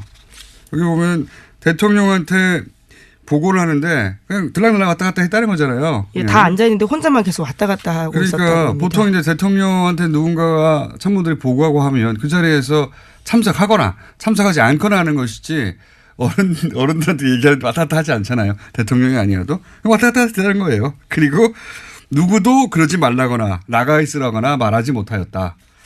예. 최순실 공화국이었다 실제 이런 얘기입니다. 자. 재미있는 큰 사건이 있어서 얘기하다 보니까 뉴스를 몇 개 못했네요. 예. 제목 한두 개 정도는 읊고 지나가야 되겠습니다. 예, 어떤 걸로 할까요? KBS 네이버 그리고 평창 올림픽이 있는데요. 예. 제목만 읽어주세요. 예, 알겠습니다. 고대영 KBS 사장에 대한 해임 제청안이 어제 이사회에서 가결됐습니다.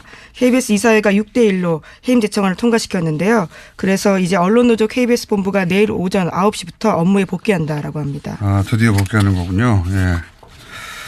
자, 일각에서는 이제 정현주 사장도 이런 식으로 해임했다라고 물타기를 하는데 완전한 차이가 있죠. 정권이 찍어 누른 케이스였고 이거는 구성원들이 받아들일 수 없다는 겁니다. 네. 본질적으로 완전히 다른 사안이고요. 자, KBS 사안도 일단락이 돼가고 있습니다. 자, 다음은요. 네, 네이버 내부 데이터를 한국일보가 단독 입수해서 보도했는데요. 오늘 아침입니다.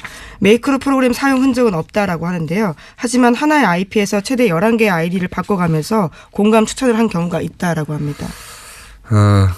네이버의 내부 데이터를 어떻게 한국일보에 입수합니까? 네이버가 준 거죠. 예. 네이버 입장에서 이제 소위 그 프로그램이 사용된 게 아니다라고 하는 해명을 하고 싶었나 봐요. 네이버의 언론 플레이라고 봐야죠. 네. 어쨌든 그 와중에서도 IP 하나에 여러 아이디가 등장하긴 한다. 근데 프로그램은 돌아가지 않았다. 이런 네이버가 억울해서 내놓은 항변이 실린 보도인 것 같습니다. 이건 수사가 들어갔을 테니까 다음에 또 추가로 나오겠죠, 실제. 다음은요? 네, 평창 동계올림픽 주간 방송사가 미국 MBC인데요. 여기에 사장이 방북을 했다고 합니다. 또한 광고 수익이 1조 원대 이를 것으로 예상된다라고 합니다. 광고 수익이 1조 원대라는 의미는 뭡니까?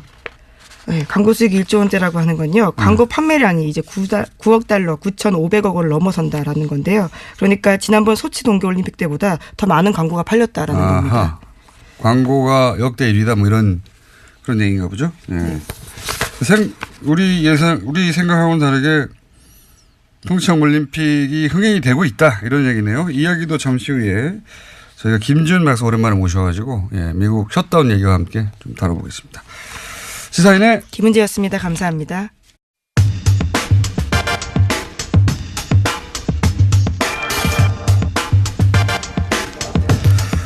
법원의 추가 조사위, 블랙리스트에 대한 추가 조사위죠. 조사 결과 블랙리스트가 있다 없다 뭐 이런 식의 보도도 있습니다. 이 논란 한번 짚어보겠습니다. 제대로. 법무법인 동안의 이정열 사무장, 과거에는 부장판사였습니다. 그래서 모셨습니다. 직접 수고에 나오셨습니다. 안녕하십니까? 안녕하십니까? 예. 우선 본인의 이름도 있었나요? 당연히 있었겠죠. 예. 웃으면 안 되는데. 그리고 예. 아시는 분들도 일부 있으시겠습니다만 부부 부장판사였습니다. 한 분은 사무장이고 이제는 한 분은 여전히 부장판사님이시죠. 예. 예. 혹시 그 부인의 이름도 등장했습니까? 네. 네, 부부가 다 등장했습니다. 저희 애들 엄마의 경우에는 칭찬하는 쪽으로 써 있어가지고. 칭찬하는 쪽으로. 어쨌든 성향은 파악되어 있었다. 여기 이제 언론에서 초반에 리스트는 없었다라는 식의 보도도 있었고 어떤 언론에서는 리스트가 없다고 할 수 있느냐 좀 애매모호한 애매모호한 분석 혹은 뭐 조사위도 리스트가 있다 없다고 말하지 않았다 이런 식의 이제 애매모호한 마치 리스트가 없었던 것 마냥 보도되기도 했거든요. 이게 저는 말이 안 된다고 보는데 어떻게 보십니까? 당연히 말이 안 되죠. 이게 리스트라는 게 그야말로 뭐 엑셀 파일로 뭐 표로 1번부터 100번 뭐 쭉 그렇죠. 순번 매겨가지고 그것만 리스트냐? 그거는 아니죠. 중요한 것은 이런 리스트라는 것을 만들어서 그러니까 리스트의 목적에 해당하는 감시하겠다, 사찰하겠다, 불이익 주겠다. 그래서 특이한 사람 찍어내겠다 하는 그런 목적으로 작성된 또 그런 작업이 있었느냐가 그게 블랙리스트 핵심이거든요. 그러니까요. 그게 엑셀 파일이 아니냐고 중요하지 않지 않습니까? 그리고 뭐 조선일보를 비롯해서 일부 몰지각한 업체란다. 매체에서 죄송합니다. 방송사고입니다. 매체에서 리스트 얘기하고 있는데 리스트 유사한 거 있었습니다. 여기 보면 엑셀 파일도 있긴 있었습니까? 예. 보면 사법행정위원회 위원 후보자 검토라고 하는 문건에서 이게 뭐냐면 사법행정위원회라는 걸 법원행정처에서 만들게 되는데 안녕하세요. 김원준입니다. 사법부 블랙리스트 논란에 대한 조사위 발표가 어제 있었습니다. 공개된 문건에 따르면 판사 감시를 법원 행정처 출신을 두어서 그러니까 대법원장의 사람을 둬서 거점 법관으로 하여금 동향을 주기적으로 파악하는 방안이 작성돼 있습니다. 법관 한 사람 한 사람이 법과 자신의 양심에 따라서만 판결하도록 하는 게 사법 독립의 핵심 아닙니까? 거점 법관이 따로 있어서 동향을 파악했다면 북한의 5 담당자가 본질적으로 뭐가 다릅니까? 특히 박근혜 정부에게 큰 부담이었던 원세훈 전 국정원장의 댓글 공작, 항소심 판결 전후에 법원행정처가 청와대와 연락해 의견을 나누고 재판부 의중을 파악하라고 했던 내용은 사법부가 재판부의 판결 내용을 미리 파악해서 청와대 의중에 맞추려고 한 정황에 다름 아니다. 사법부에 대한 외부 비판이 있을 때마다 독립을 해치지 말라 항변했던 사법부가 가장 조직적인 사법방해를 스스로 자행하는 당사자였던 겁니다. 묻지 않을 수가 없습니다. 누군가 사법부를 이렇게까지 망가뜨렸다. 그 당사자가 누군가 묻지 않을 수 없다. 김호준의 질문이었습니다.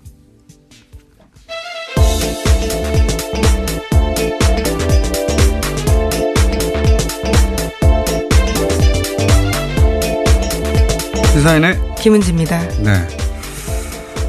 굉장히 큰 뉴스죠, 사실은. 네, 그렇습니다. 사법부가 독립이 헤쳐졌다라는 건데요. 근데 그게 이제 사법부 내부에서부터 그런 일을 조직적으로 했다는 게 가장 큰 포인트입니다. 네, 이게 뭐 어디서 찍어 눌러서 예전에 군사정권처럼 협박을 해서 그게 아니고 사법부가 스스로 법원 행정처 사람을 거점 법관은 뭡니까? 거점 법관을 둬서 동향을 파악하도록 했다.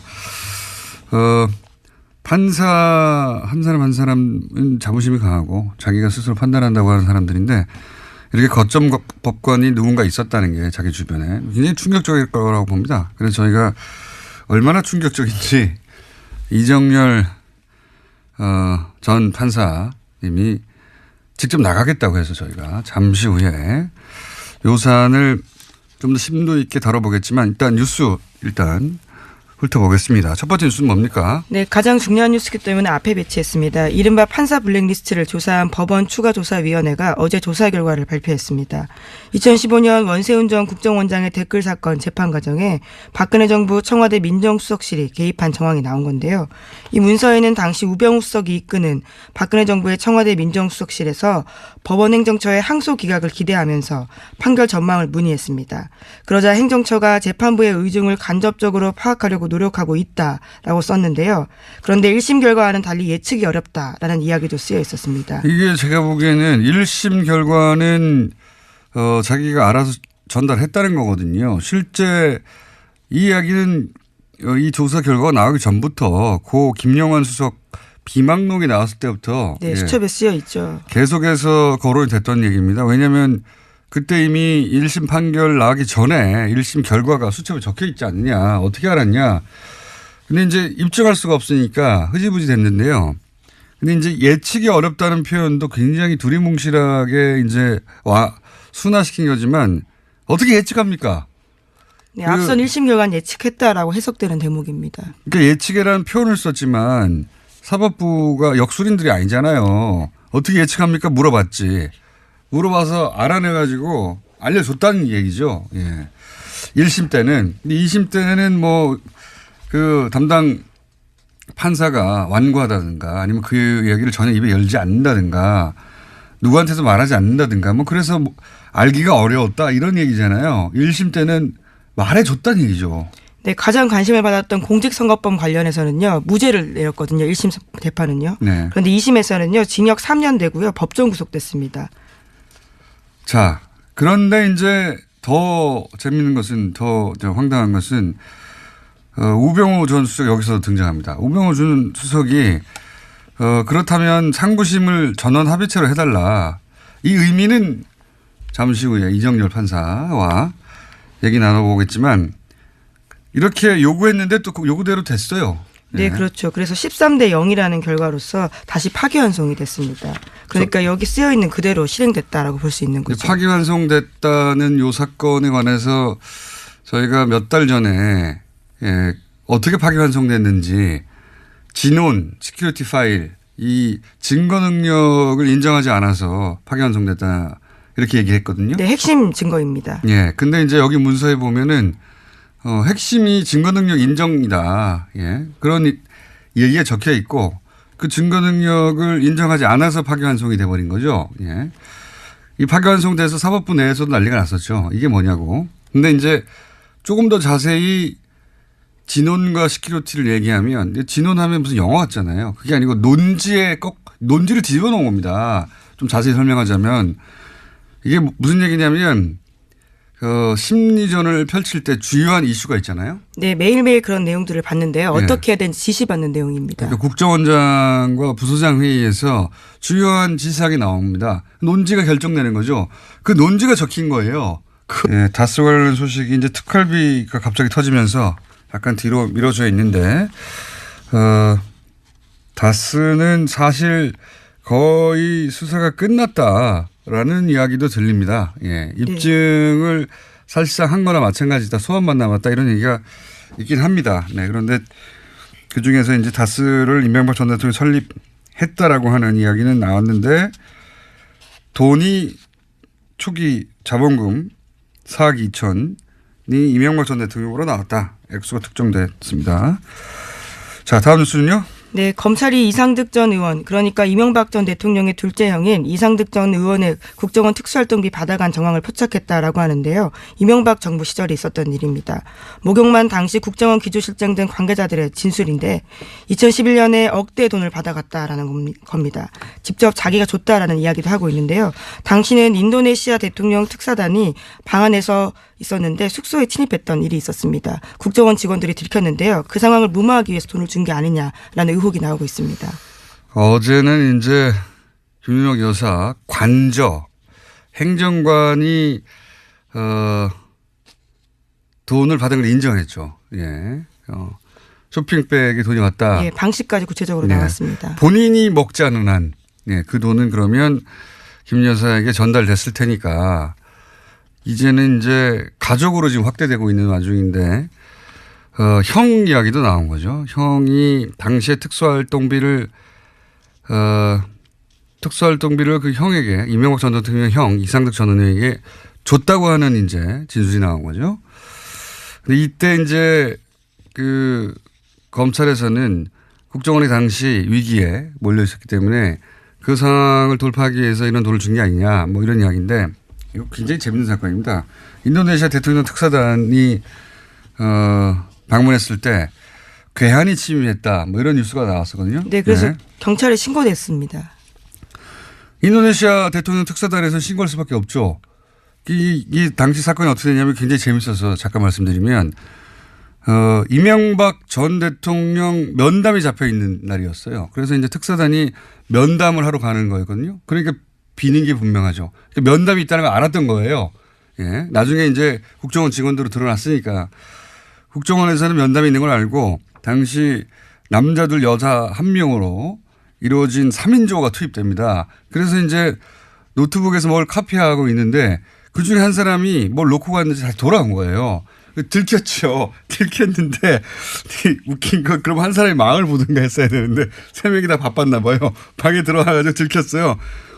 들켜가지고 진짜 웃긴 것은 여기서부터 들켰으면 냅다 도망가서 자기 신원이 드러나지 않도록 해야 되잖아요. 그중에 노트북 한 대를 들고 나갑니다. 그렇죠. 들고 나가니까 이 특사단 입장에서는 없어진 게 없으면 뭐 신고를 안 했을 수도 있을지도 모르겠습니다. 노트북 하나 들고 도망갔잖아요. 당연히 신고를 했죠. 그 호텔에서 찾았어요. 국정원이면 깜짝같이 사라졌을 것 같잖아요. 19층에 숨어 있다가 잡힙니다. 이 사람들이. 특수훈련을 받은 국정원 요원이라고 보기엔 굉장히 어설픈 일들이 많아서요. 물건을 훔쳤다는 점도 굉장히 문제지만 들켰다는 게 더 문제인 것 같습니다. 웃기지만 그러니까 첩보기관의 입장에서 보자면 들킨 게 더 문제죠. 그렇죠. 네, 들키지 말았어야지 했으면 더 웃긴 건 비상통로에서 발견됐거든요. 발견되니까 노트북을 주고 다시 도망가요.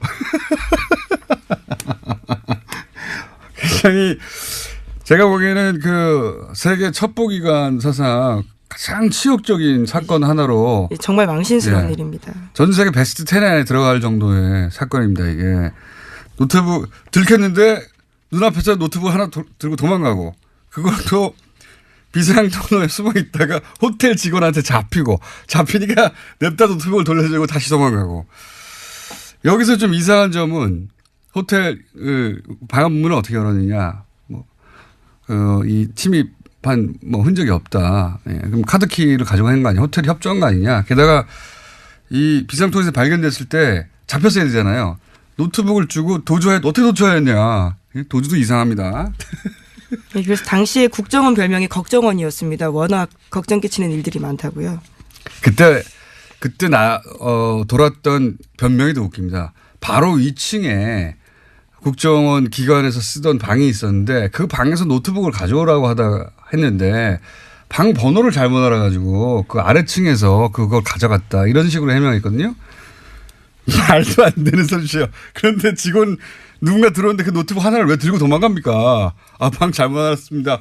해명해야 되죠. 예, 말도 안 되는 소리인데 어쨌든 그렇게 웃긴 사건이었습니다. 이게. 생각이 나서. 댓글 공작이 아무래도 치중하다 보니까 정보기관 본연의 역할을 제대로 못하는 게 아닌가. 굉장히 치욕적인 사건이었고 그래서 이제 또 질타를 받다 보니 이런 식으로 국면을 넘기려고 당시 이제 이상득 전 의원 같은 경우에는 그 형님이고 힘이 막강했으니까 로비를 한 게 아닌가. 당시 뭐 예산이 줄어든다든가 이런 일이 있을까봐 뭐 이런 의구심을 가지고 이제 있는 거죠. 예, 의심을. 이제 소환해서 추궁한다고 합니다. 자. 네, 어제 압수수색도 있었습니다.